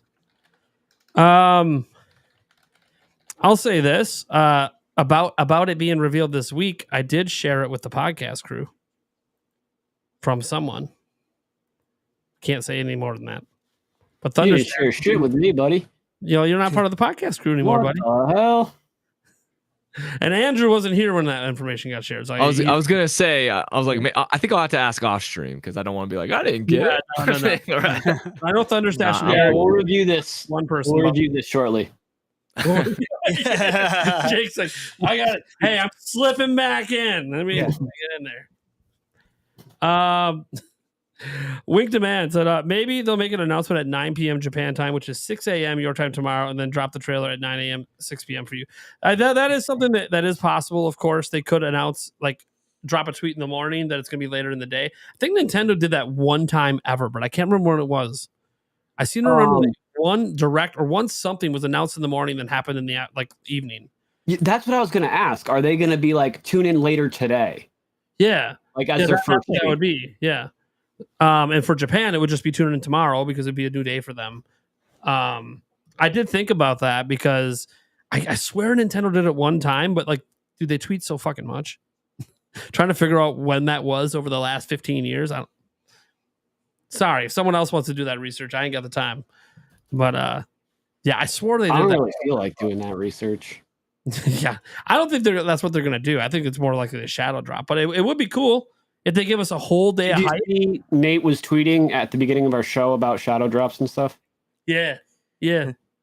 That's the thing. Like if people were talking about how he brought up shadow drops, and then everyone was saying like, "Hey, you're moving the goalposts." He's like, "What are you talking about?" Oh, you did. I think you did mention that. Yeah. He's like, "What are you talking about moving the goalposts?" All I said is it's revealed on the 16th. That's not moving the goalposts. No. Yeah, and he posts like someone's like, "You're about to be in trouble," and he like posted the picture of like someone just being like, "Yeah, he's just like fucking relaxing." Chilling. Yeah, he's just chilling. And PH Brazil posted the same thing on Twitter that he's just chilling. Like, yeah, dude, everyone's just chilling. Oh, by the way, there was a funny thing by Jeff Grubb over on Blue Sky. Okay. So he posted that kids in this McDonald's play place are talking mad shit about Nate the Hate. I called them stupid sacks of shit and told them it's not even Thursday. And then he went on Reset Era and said it's still being revealed tomorrow. So he's standing by. It's funny, dude. Everyone who said tomorrow is standing by. Like, it's pretty cool. We have one possible leak. That's the thing. Like, if it was just an educated guess, right? If you like admit that you're wrong ahead of time, there's still a chance that you could be right. So you should be doubling down, then you can really be like, "What? Well, Nintendo changed plans the day of." I hate that excuse so much. Never the day of. The plans don't change the day of unless there's literally. Yeah. If you said they're for sure doing it at like 11 o'clock at night the night before, they didn't see your tweet and change your plans. Yeah. So again, I'm very confident for tomorrow. I'll be streaming because of it. So, all right. So speaking of the stream that I'll be doing, Jake's gonna be doing one as well. By the way, he's gonna be trying to stream and get the hype going. No, it's okay. You don't need a shout out my stream. Don't need a shout out your stream. You guys can come in my stream if his stream's not started yet, but then you gotta leave. I don't want to take his viewers. You gotta come back. A BRB break for like an hour. Get the fuck off my stream. No, yeah. I'll be your pre-show, but that's it. All right. If you're streaming tomorrow, then I'll keep tuned in throughout the day. I'm so excited. Yeah, I'm gonna be streaming for however long I need to. Hopefully, I don't have to stream for very long. Maybe it'll be in the morning, but we'll see what happens. I technically can't stream all day long. My kids eventually get home from school and stuff, but I still get like a 6, 7, 8 hour window there. So we'll see what happens. Let's see here. This one comes in from Elfin Elfair, the legendary otaku. Nintendo dropping the Fire Emblem Heroes trailer before Switch 2. Love you, Nintendo Pod. Switch 2 hype. Oh my god, Fire Emblem Heroes. Jeez. Bass Brigade. Dear haters, there are 14 billion other YouTube videos. Why are you here? Dude, haters love to hate. They do. And you know what? Those haters helped us set records tonight. I'll talk about that at the end. It's almost always good to have haters. Yeah, if you have haters, if you don't have haters, you're not doing things right. I don't think. EV Digga, no reveals tomorrow. Nintendo will not let leakers win. They will take this opportunity to show everyone to stop trying to control the narrative. That's a thought. It's a thought. We'll see. Let's see if he has some questions. What about, here we go. What about Kingdom Hearts 4? What do you guys think? Do you guys think we're getting Kingdom Hearts 4? Switch 2? I said no earlier. Yeah. Cloud version. Cloud version? You think the cloud version? I think it's likely. I think it's likely too. But then again, I can say that for every third-party game because I also think GTA 6 is going to come. So I mean, wow, Nate just added his source. Oh shit! Guy from Rockstar, son of a. When's your contract end, buddy? Yeah. You might want to go get a new job quick. Yeah. Contract employees. See, so now we know his source isn't Rockstar or Square Enix. We're making progress. Fallout has. God damn it, Jake. Fallout has. You know how hard it is to be a YouTuber when you know shit you can't talk about, and it really limits what you can talk about. It fucking sucks. Anyways, that's why it's fun to tease you. I'll help you out. There you go. Oh, I was leaking all the games. Yeah, right. Fallout as came over yet due to in-game mods. I mean, they could just let you not have mods and bring it over. I mean, Yeah. that would suck. Yeah, But I mean, the game existed without mods originally. I mean, like we got I do Skyrim. Fallout 76, I think, could Yeah. make sense. That one can make a lot of sense. But we'll see. Who knows? I mean, maybe I know. Could be DLSS4 be a result of NVIDIA and Nintendo R&D. Well, whatever they're using would have been done together, because Nintendo would want to fully understand it for their own development purposes. So I mean, sure. I think what we heard from the rumors is that NVIDIA had a dedicated team for the chip, and they worked with Nintendo R&D for it. So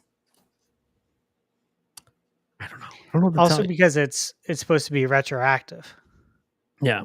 with their other series, which would lend more credence as to why the Switch 2 is going to be running possibly a 2000 series, because the DLSS 4 would be retroactive with that. I also feel like it's possible. I don't know for sure, but what if DLSS 4 was the reason the system was quote unquote delayed?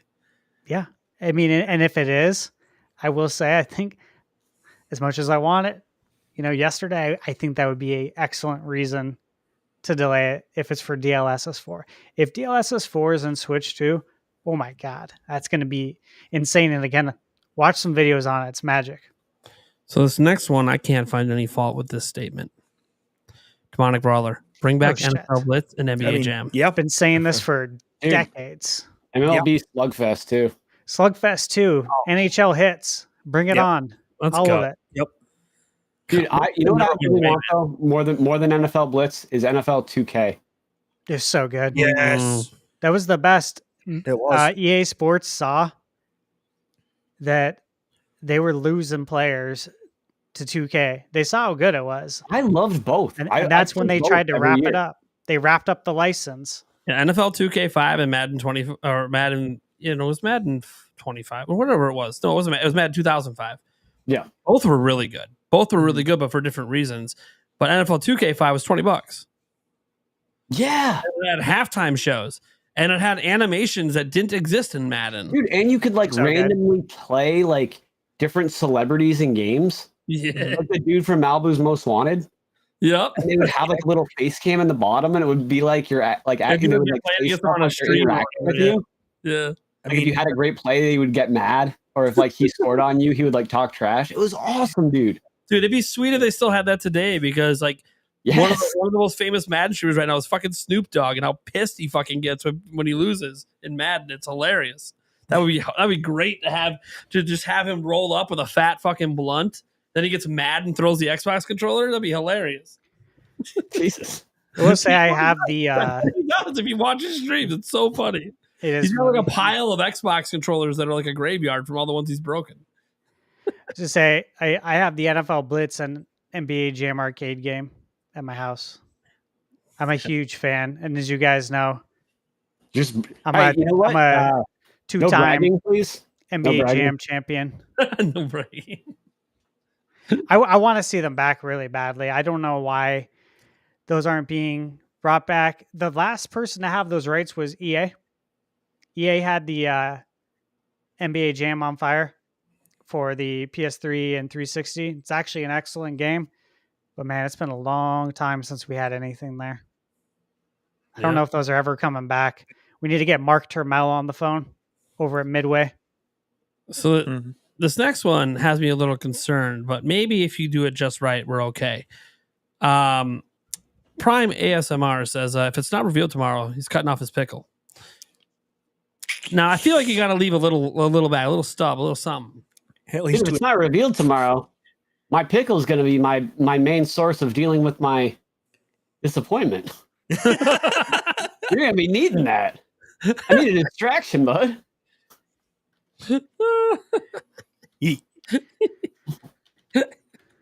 Please do not self-harm for any reason.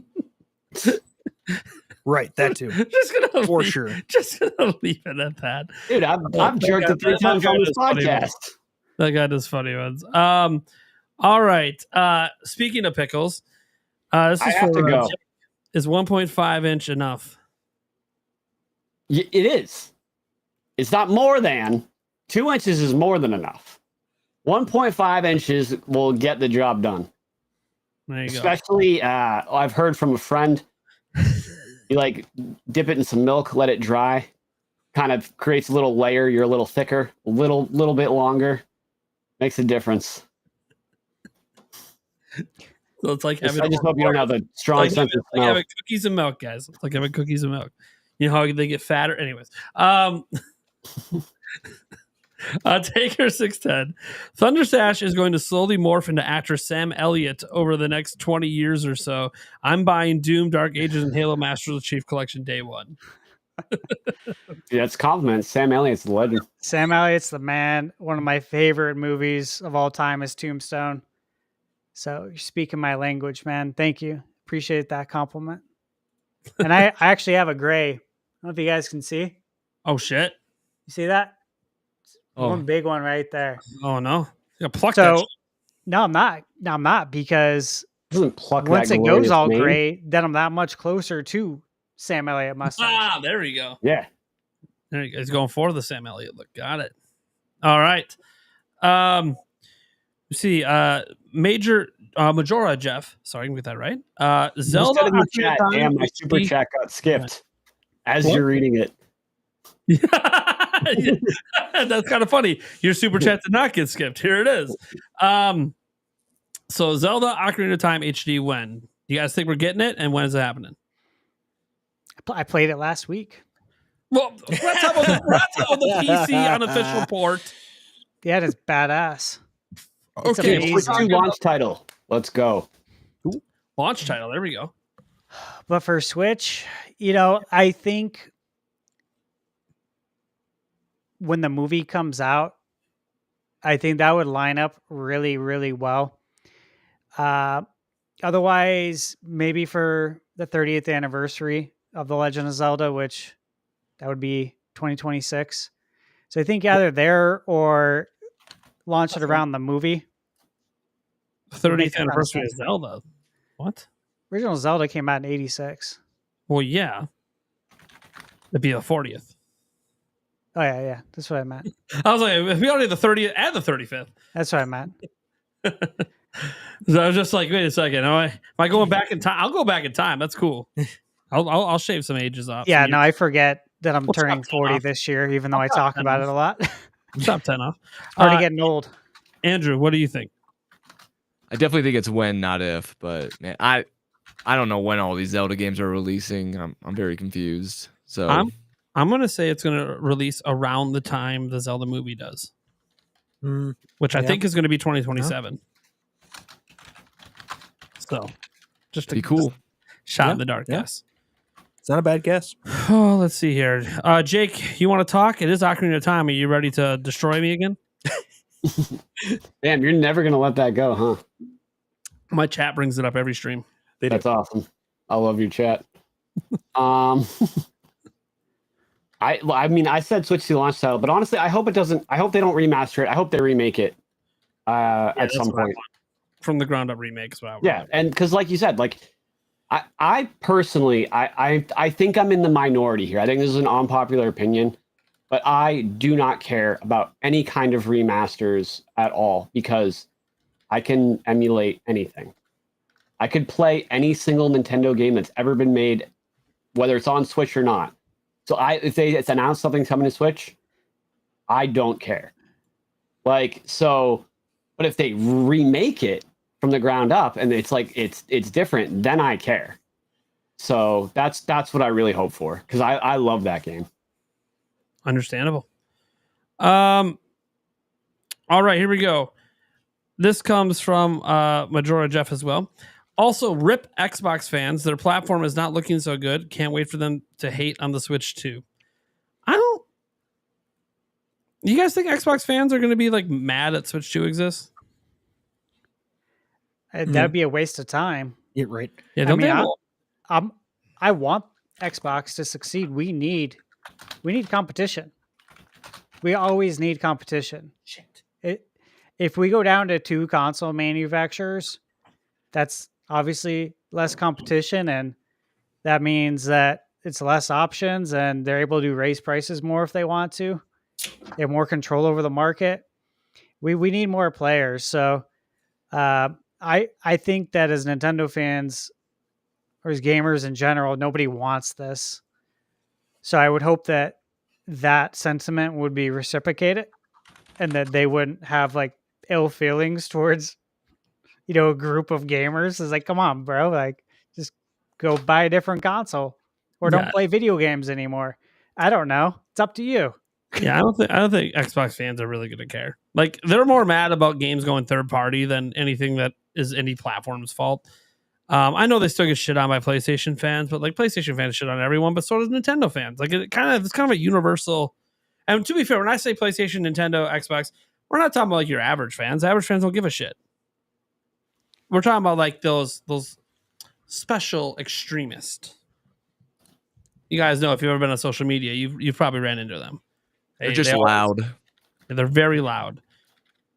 So yeah, there'll be some that'll be really obnoxiously loud, but literally some of like really good friends of mine in even the YouTube space are literally Xbox podcast people.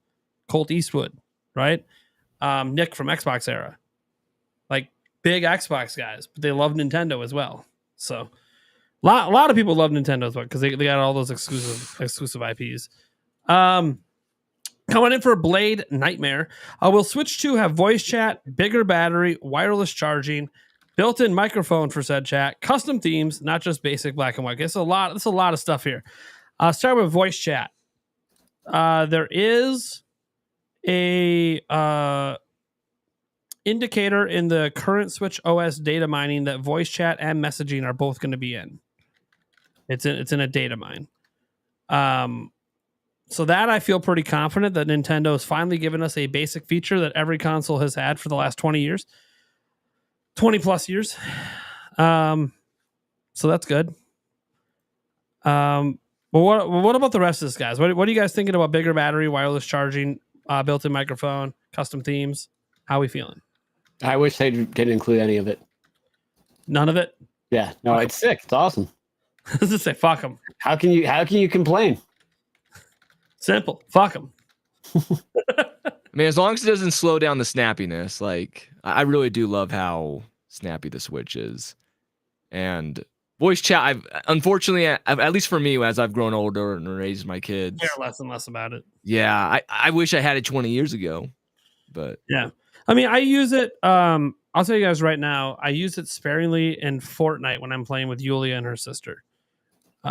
So like that's my fiance and her sister. So like I do use it, but it's very sparing. It's only very like if Eric and I were doing something together online from his house to my house, maybe I'd use it. Yeah. But even if I didn't, I'd just grab my phone and do it, right? So yeah. Or we'd set up I think it's a nice to have. And I think for the purpose of me, if I'm streaming a game, it's kind of cool to have fans like jump in the voice chat during the game. Like I think there's uses for it. Like Splatoon would be very useful for voice chat, which it technically has through your app on your phone. For the few dozen people that actually use it. Wireless charging would be great. I don't think it's going to have it. I think just cost cutting measure. They're not going to put a coil in there. It would be nice. I just don't think it's going to do it. Built-in microphone. We've seen it in some of the renders, so I'm going to just say sure. And if it supports voice chat, then it probably has a built-in mic. It's probably not very good, but it's there. It's going to be to blow up your balloons in Mario Kart 9. They're gonna be blowing again, just like on the DS and 3D. We're gonna be blowing. Dude, hell yeah, that's sick. WarioWare suck and blow. It's happening. Just letting you guys know. God.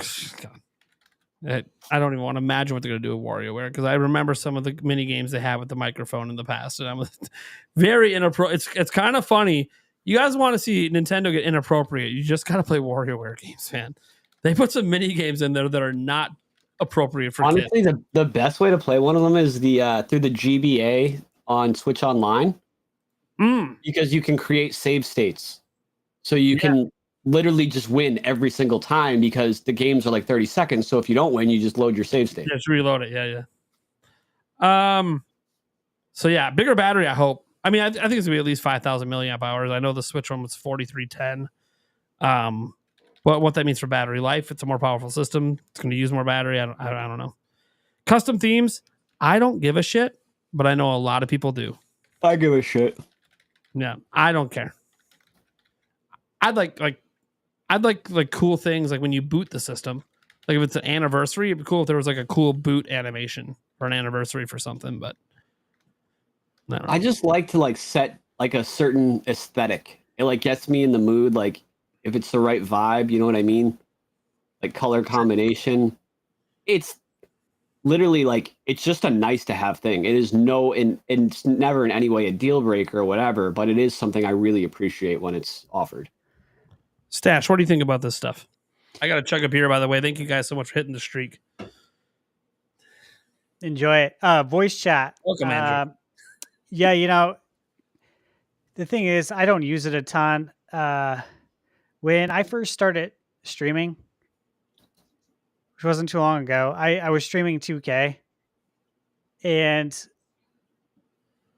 I could never do it again. The words that come from the other side could never be on a live stream. It's crazy the shit people talk. Absolutely insane, especially in a game like 2K. Yeah.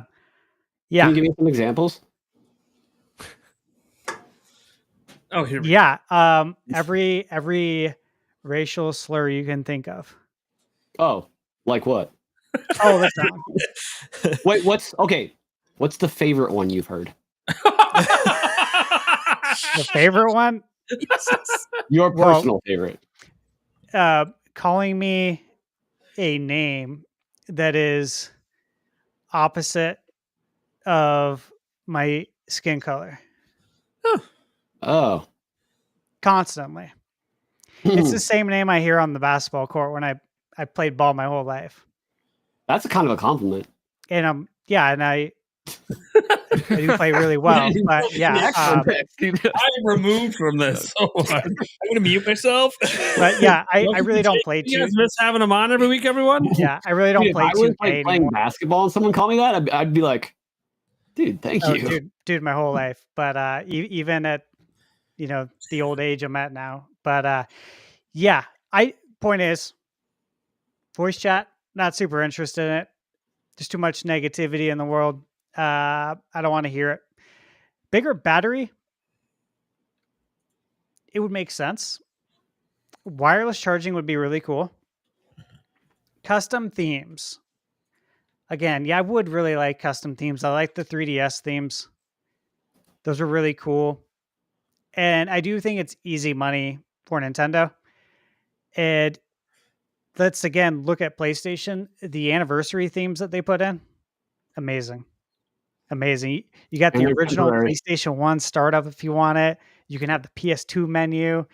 Well, that sounds more like what Nate was talking about. What's that? That sounds more like what Nate was wanting. Yeah, it's awesome. I would love to see that for Nintendo. Sure. Or give us like game themes like you did for 3DS. Just, I think something besides black and white. But again, like Andrew said, I don't want to take away from the snappiness of it. And I don't want them to dedicate, too much memory to the OS so it can be used on the games. That's true. I'd rather have that than themes. Yeah. Yeah. I mean, that's the thing. I like having a super light OS because that maximizes the things for all the games. But I also like, I'll say this: there's no reason we can't have full color customization. It doesn't have to just be black and white. Like we should be able to pick colors and tones. That should be no issue. Yeah, at least give us a color wheel. Still image backgrounds, that shouldn't be a problem. That takes up like nothing. But I understand if like there's motion effects and stuff, like okay, that's sort of eating up more RAM. But like there's no reason to not have some pretty basic stuff in there. And Nintendo, you can like sell the themes with like your platinum points and stuff, just like you do the icons.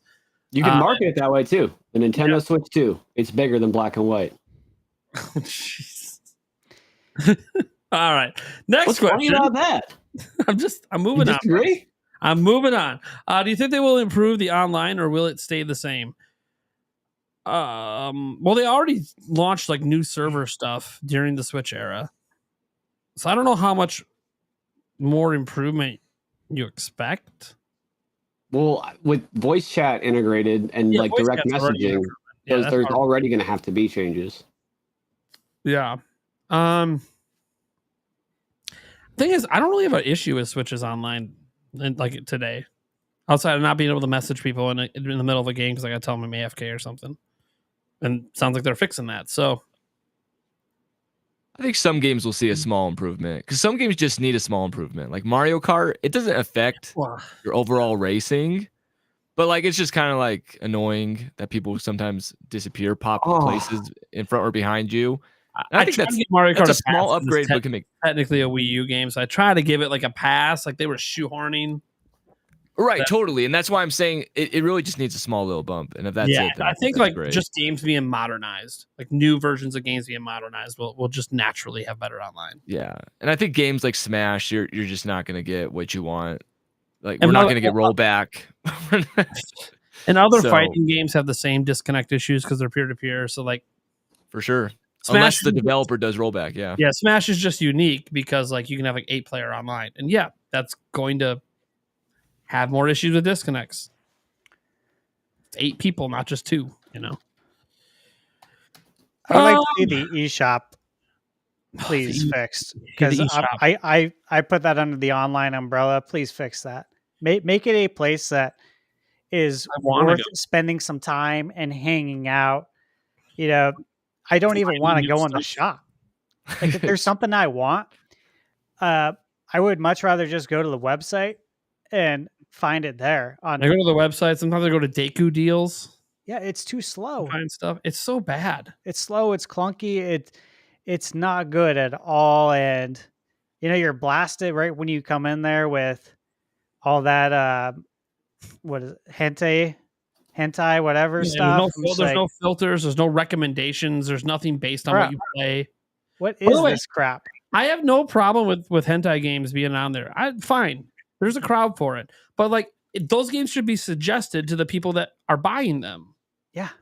Mm-hmm. I never see them suggested. Do you see them suggested? Well, nothing's suggested. That's the problem. It's because you already have them all, Jake. Shut up. That was a good one. There we go. And you're goddamn right. Yeah, you don't want to see what's on his monitors right now. Do you think a 10-inch screen for Switch 2 would be good? 8 inches more than you need, but yeah. How big is the screen on the Portal? Is that 8 or 10? 8. Yeah. That's 8? Because those look pretty big. I think 8 is what's been leaked, and I think that's more than enough. Yeah. Yeah. I agree. Yeah, like I don't even like when they do a revision with an OLED later that has a slightly bigger screen, I think that goes to like 8.5. Hold on, I have my Portal out of the box. I can do a comparison. Oh, whoa, it's out of the box. Oh. Whoa, he finally took it out. This is breaking news. He had big plans for this Portal. He was going to go in all sorts of bathrooms with that thing. Don't ask me what he's doing in there. Gonna go to 100 different bathrooms, public bathrooms, to test the Wi-Fi. Yeah, literally that was the plan. Never went down. Doesn't mean you didn't be able to see. Oh yeah. 8 inches is huge. It is massive. Yeah, 6 inches more than enough is what I think about that. Yeah. So like I think that 8 is totally fine. 10's a little much. I know for some people like Mike Odyssey that are like hard of seeing, the bigger the better. And there'll be mods like there was for Switch where you could like hook it up to a bigger screen and still have it be kind of portable. I know he uses one all the time because of his eyesight. So those will exist, but yeah, I think 10's a little too much. I kind of feel like when we hit 8, you're not going to go much bigger than that. Like I can see an OLED going a little. I saw a tweet the other day about like the new Lenovo one, and it's just freaking massive. And it's like I saw that at CES. Like portable consoles. Like yes, you can take them places, but they're not like handhelds anymore. Like this thing, the GBASP, right? You could just like put it in your pocket. Like you can't. You could maybe kind of do it with stuff like the Switch Lite, but like you can't do that anymore. Look, portable. Okay, look, I brought a 32-inch monitor to E3 once. Like, hey, yeah, I could pack anything in a bag. Right, exactly. You know, like, yeah. But it's not like stick it in your pocket and go. Well, no, I don't think the handhelds are really been in that direction for a while. Well, this came out in 2024. Yeah, I know. The Switch 2, there's a chance it still could be pocketable potentially. One, because like my pants, they all have massive fucking pockets. If I take the Joy-Con 2s off, I bet you I could still slide it in my pocket. I bet you it'll still fit. Not that I would suggest you guys do that, but I could do that with Switch OLED, so I think I'll be able to do it with this one. Did you see the screen from the portables though that were at CES last week? That Jake's talking about? Freaking massive, dude. Fucking huge. Yeah, and like the entire unit itself, like the Joy-Cons on it are like almost as big as like the Switch Lite screen. Yeah, it's Obviously, all not really Joy-Cons, big. but whatever they call them. I heard it's really comfortable to hold, but I'm like, that's cool. You know what's also really comfortable? When I grab a mouse and use a laptop with a 27-inch screen. Yeah, that's cool too, but like I'm not looking to bring my whole fucking house with me when I go places. Yeah. I mean, don't get me wrong. There's nothing wrong with the laptop. There's lots of reasons to have those big beefy laptops because people use portable workstations and stuff. I get it, but we're talking about handheld gaming. Like at some point, you got to care about it being handheld. You know. Chris Howell, imagine an alternative reality where it was Nintendo that made Game Pass and all games came to PC natively. Thoughts? That is an imaginary world that would never exist, which I guess is the point of an alternate reality. But that would require Nintendo to no longer be Nintendo and instead be Microsoft in this alternate reality, which means their console business would completely fail. And they would basically just be a PC company. So I hope they invented Windows in this alternate reality. But they would have Mario and Fortnite. So yes, the Mario kids would be happy. Fortnite, baby. That is true. Yeah, literally you're just asking Nintendo and Microsoft to swap. Like obviously in our reality, the one we live in, that would never happen. Nintendo values their IP too much.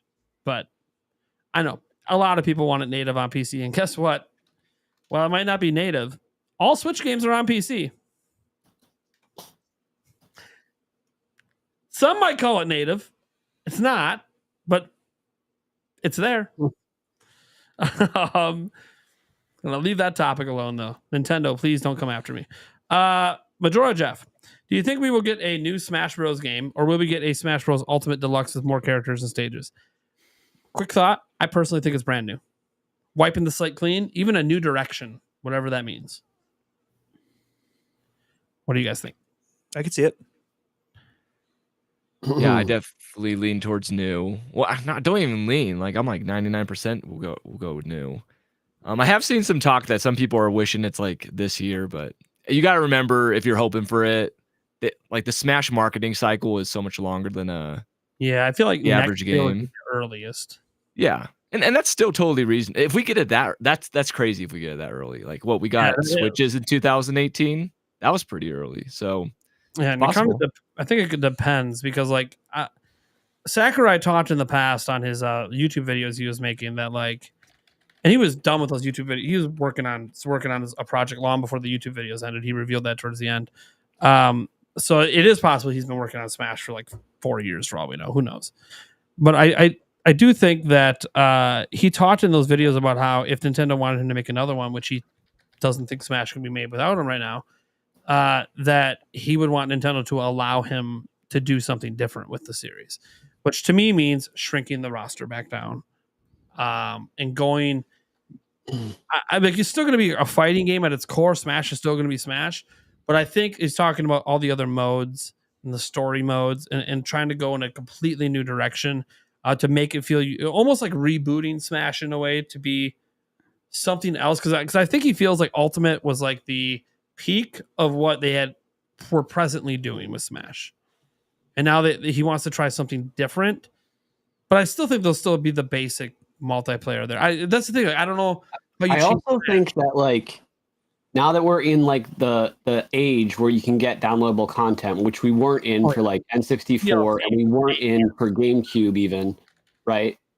But now that we're in that, I think a huge part of Smash is getting new characters periodically. Yeah.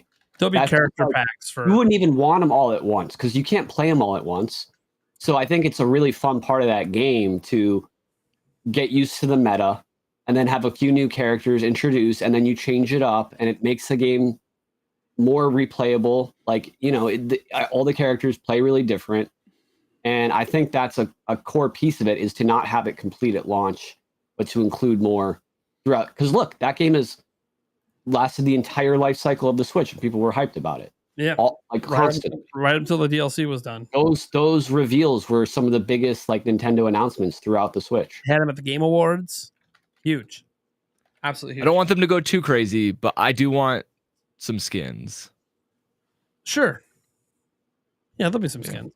Yeah, I mean, look, they're going to have a DLC plan for that. They'll have a DLC plan for Mario Kart. They'll have a DLC plan. Maybe because they've done DLC the whole time for Splatoon. There'll be a DLC plan for that as well. Animal Crossing, if that comes early in the life, I see them having a multi-year. You know what would be a great gimmick for Smash? If you could customize your characters, the way they fight and build, stuff that's attached to their games, like Mario throwing fireballs. You probably couldn't give that to a different character, but certain things, certain moves they have. But honestly, now that I said that, that would be sick. If you could just take Mario's fireball and put it on a random character, or give Mario Cloud's sword, the Buster sword. Yeah. That's probably way too much work. I think that'd be interesting. As far as if it's gonna be a continuation. Yeah, actually I put it in chat too, but I'd be fine with them adding to Smash Ultimate, giving us more of everything. I'd be fine with it. I'd still buy it. I'd still enjoy it. I think I would prefer, though, a new Smash with some new ideas. Poll in the chat. Because it is. I do think that it would benefit from some new ideas. I think there's some staleness to it, probably. At this point. I feel like most people would agree with you. They would prefer a new one, but I would want to know what the chat actually thinks. If they would rather a continuation of Ultimate or a brand new one. Yeah, type 1 in the chat for continuation. Type 2 in the chat for brand new, guys. All right. Let's see. Let's go with this was the next one. This goes from Blade Nightmare. Do you think they'll add a report and ban button to Switch 2? I don't think there'll be a physical button, but dude, I knew it. An option in the games. 2 is dominating. Yeah. Mm-hmm. No surprise. No surprise on that. Yeah. Yeah, I think in some games they'll have it. They already have it in some games, so I think they'll just continue that. Are they going to let you personally ban? I mean, maybe they'll let you block. But I don't think Nintendo's the one that has to drop bans. But other systems you can block users too and not play with certain users or talk to certain users. I think if they're adding voice chat and messaging, that's imperative that you have the ability to block people. Mm-hmm. But yeah, report buttons. Yeah, there'll be report buttons in games and stuff. Well, the way Nintendo works currently is everyone is blocked. The only people that aren't are people on your friends list. That's true. This is true. Yeah. So it's Good way to put it. Yeah, I don't know. If you don't have friends, fuck you. Well, yeah. That's right. It's kind of how it is. Unless you play Fortnite, you can always add people you played with on Fortnite or Pokemon Unite, not through Nintendo servers. So, this one goes with Taker 610. What are the odds we see a new light and OLED models?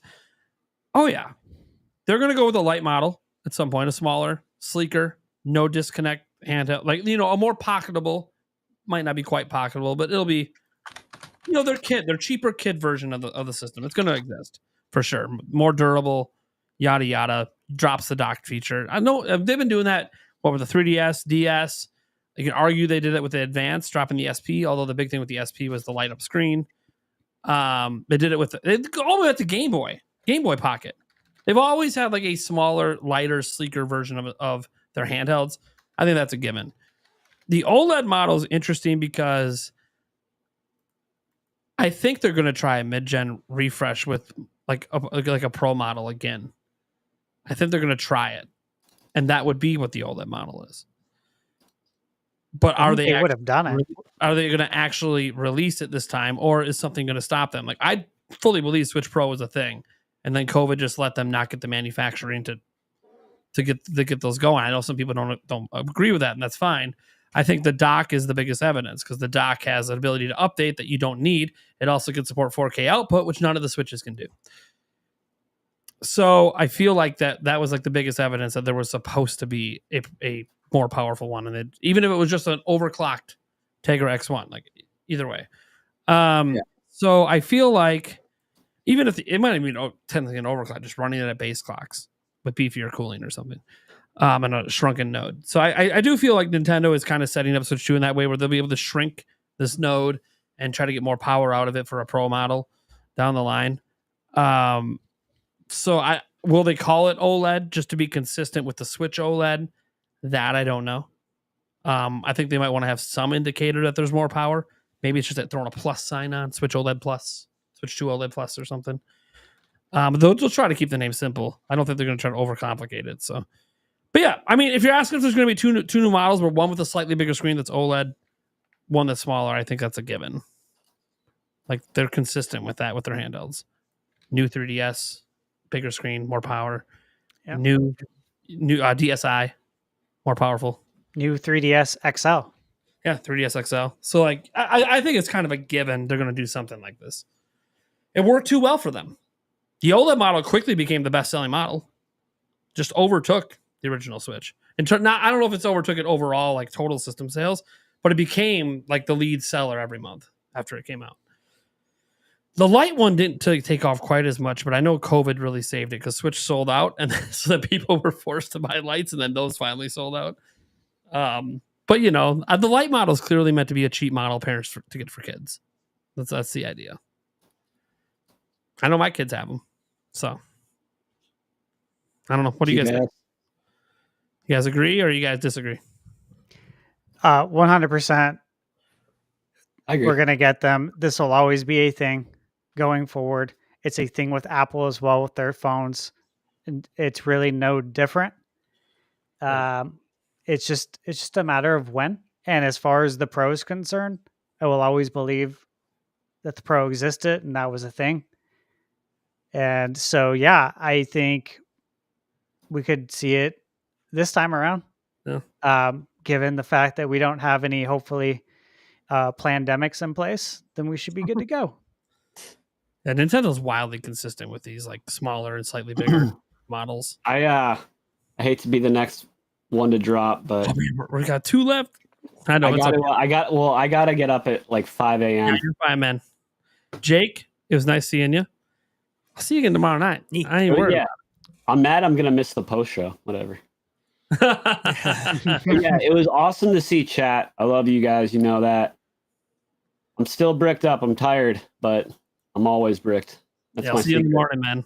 I'll stop by the stream. Good to see you, man. Yeah, nice to meet you, Andrew. Yeah, nice to meet you. Good to see you, Stash, Eric. You too, man. And the Primester. Yeah, buddy. All right, see you guys. See ya. So, now that we're down to the core 4, let me tell you guys what games are coming to Switch 2. Wait, we're live.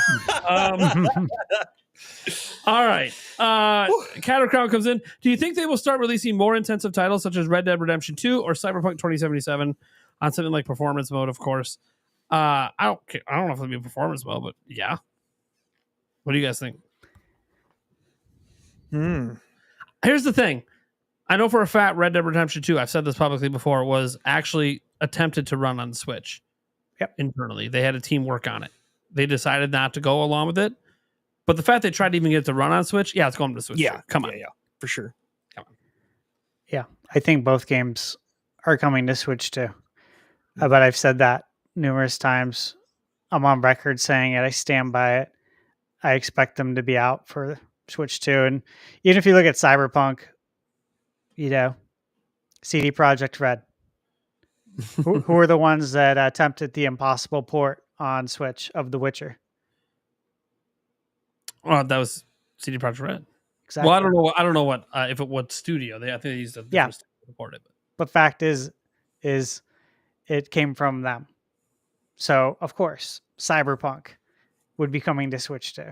If they got The Witcher to run on Switch, yes. I think 100%. The next Witcher is going to come to Switch too. I do too. We both do. What do you think, Andrew? A Ditto. Hell yeah. Ditto's the best Pokemon because it's every Pokemon. Eric. Yeah. Yeah. There we go. Here we go. Rapid fire here. We got Majora Jeff coming back to Smash Bros. They're gonna make a new game. Please rework Ganondorf's moveset. Heck yeah. Dude, bring in some of the moves he's got in Tears of the Kingdom. Fuck yeah, man. Don't stop at Ganondorf. There's a like Mario could use some new moves. Yeah, Get Mario's that been, blood like, off his back. Dude, he's been samey for too long, man. Yeah, they gotta. Oh It's yeah. got too many Like, other. we got to moves. implement Cappy somehow. There's a ton of other characters. Yeah, Nobody like needs moves. update some of the classic characters that had the same movesets for so damn long. Like they've done other things in the games, like Pokemon fam. For the direct, will we get Switch 1 games or Switch 2? Talk about the rumored direct for February or like the traditional February direct. I know PH Brazil said last year that it is going to be a Switch 1 focused direct, but he thought it might be like a third party direct, which I could see. I could see a third party direct for Switch 1 again. Especially because there's rumors that they were trying to get like partners to port a bunch of stuff to keep Switch 1 going. Which makes sense. They're going to still want to sell Switch 1s. I think we're going to get 2 separate events in February. I think we'll get a Switch 1 event and a Switch 2 event. I think it's going to be a packed month. I think there'll be a Switch 1 third-party direct. There'll be a first-party blowout for Switch 2. And then we'll get the Pokemon direct as well on the 27th. I think it'll be spread out, beginning, middle, and Pokemon at the end. That's what I think. Maybe I'm crazy to think Nintendo will go that wild in February because I'm a content creator that would love to cover all this stuff. Like, that would make me very happy in February. That would be a fun month. Even as a fan, just a fun month. Nothing but games after, like, we're coming into this year where Nintendo's trying to convince us how amazing their lineup is. Remember that tweet they put out with the graphic and it's like 4 games? Yeah, look forward to our games on Switch. In 2025, we got 4. Yeah, okay. Like, let's get the hype going a little bit. Let's see Metroid Prime 4 Beyond again. Let's get this going. Any thoughts, guys? I hope you're right. Yeah. I think everyone would Trusting actually want you. that to happen. I don't know. There'll be at least one direct for some, but please be right. Yeah, I think we do. Who and- doesn't want that?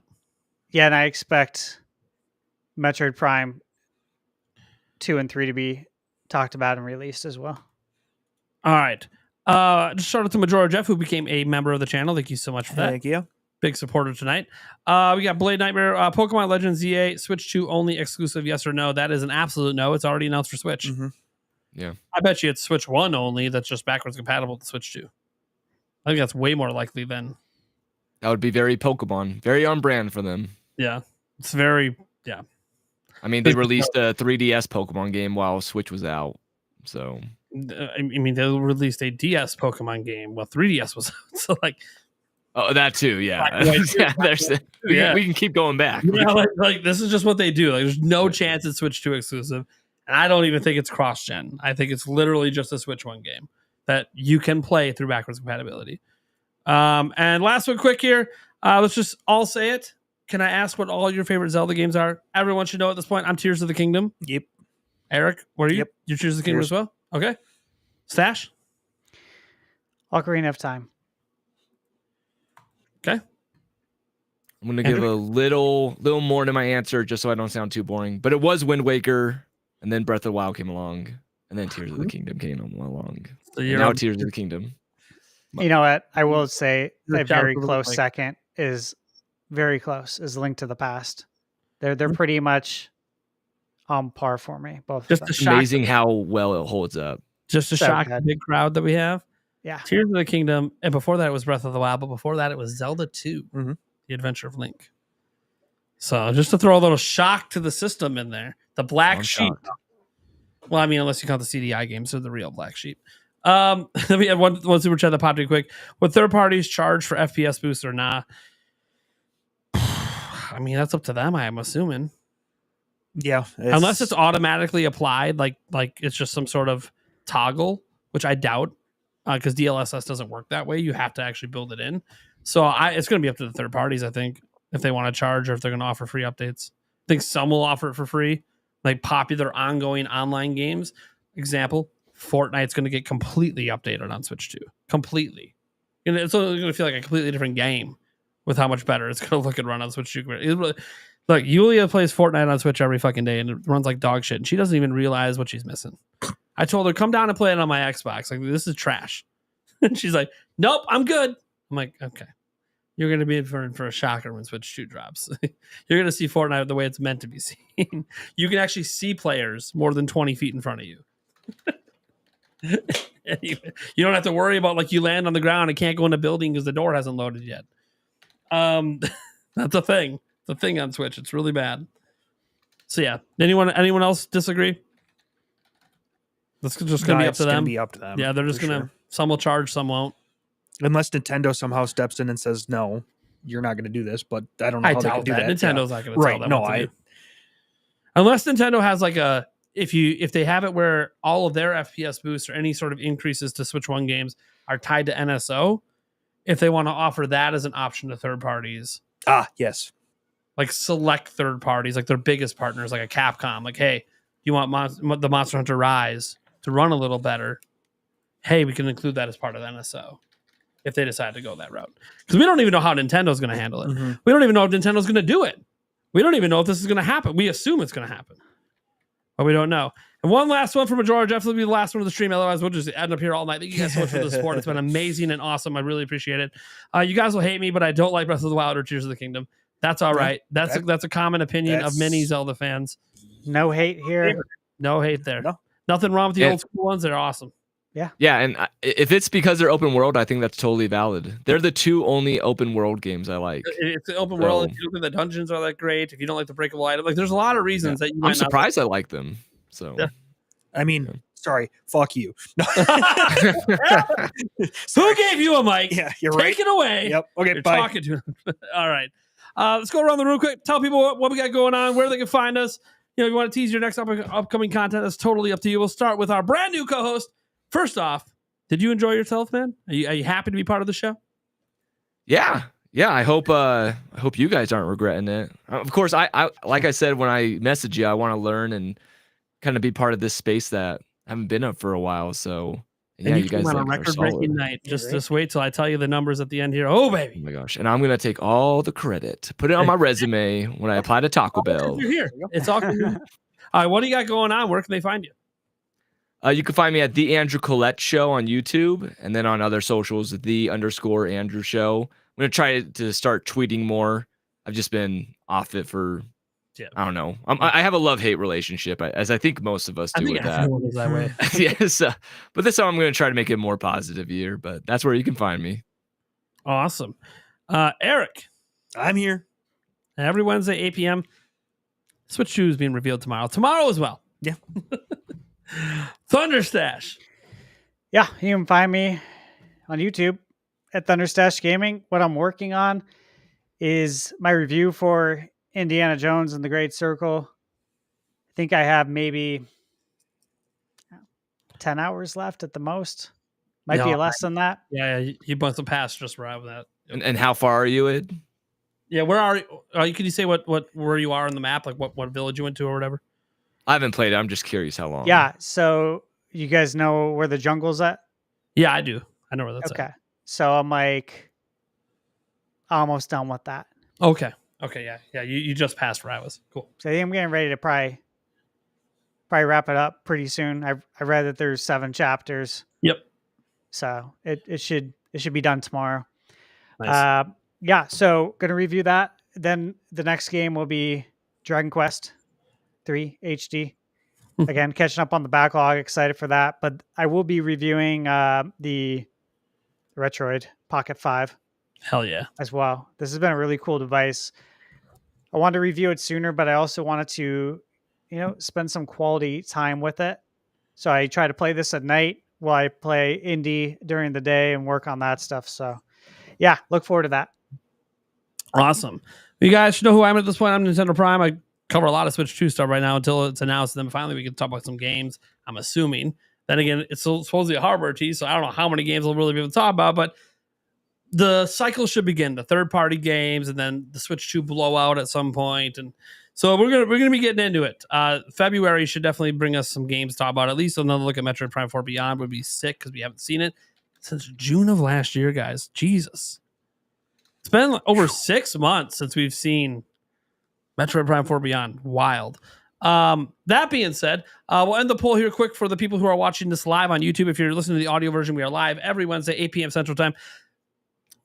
I'm just going to say it live tomorrow night because Switch 2 is going to be happening.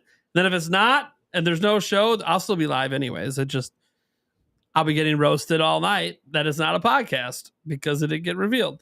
Anyways, we just ended the poll here in the chat. Asked people, do you believe the Switch 2 reveal? No, technically took the lead right at the end at just over 50%. Yes, at 49 with 3.9K votes. So we'll see what happens. A majority of the audience is saying it ain't happening, but it's pretty split. Also, I want to thank everyone who watched our live version today. We have set records at the channel. This is officially the largest live stream that's ever existed in Nintendo Prime history. It's also obviously the largest podcast episode we've ever had. We were at one point, we're over 2,000 live concurrent. We are over 16,000 views already and growing. It's probably going to be a 20,000 plus view episode. So I want to thank all of you guys for tuning in. I know a lot of it's some hate watching, but some of it's some love. I appreciate all of you. Hopefully we'll see you here tomorrow night for another banger of an episode. And I hope you haters, when it's revealed tomorrow, show up. Either way, if it's not revealed, show up and hate on me some more. I love it. Bring it. I'll take some more haters' tears tomorrow. Or show up because we're going to have a banger of a show and have a lot to talk about with one of the biggest casts we've ever had and a bunch of people you guys love, like Sumbro Nation. Jake Randall will be back and a whole bunch of other. I want to tease everyone yet because, again, gotta have that Switch 2 revealed. All right, guys. Thank you for tuning in. We'll catch you guys in the next episode.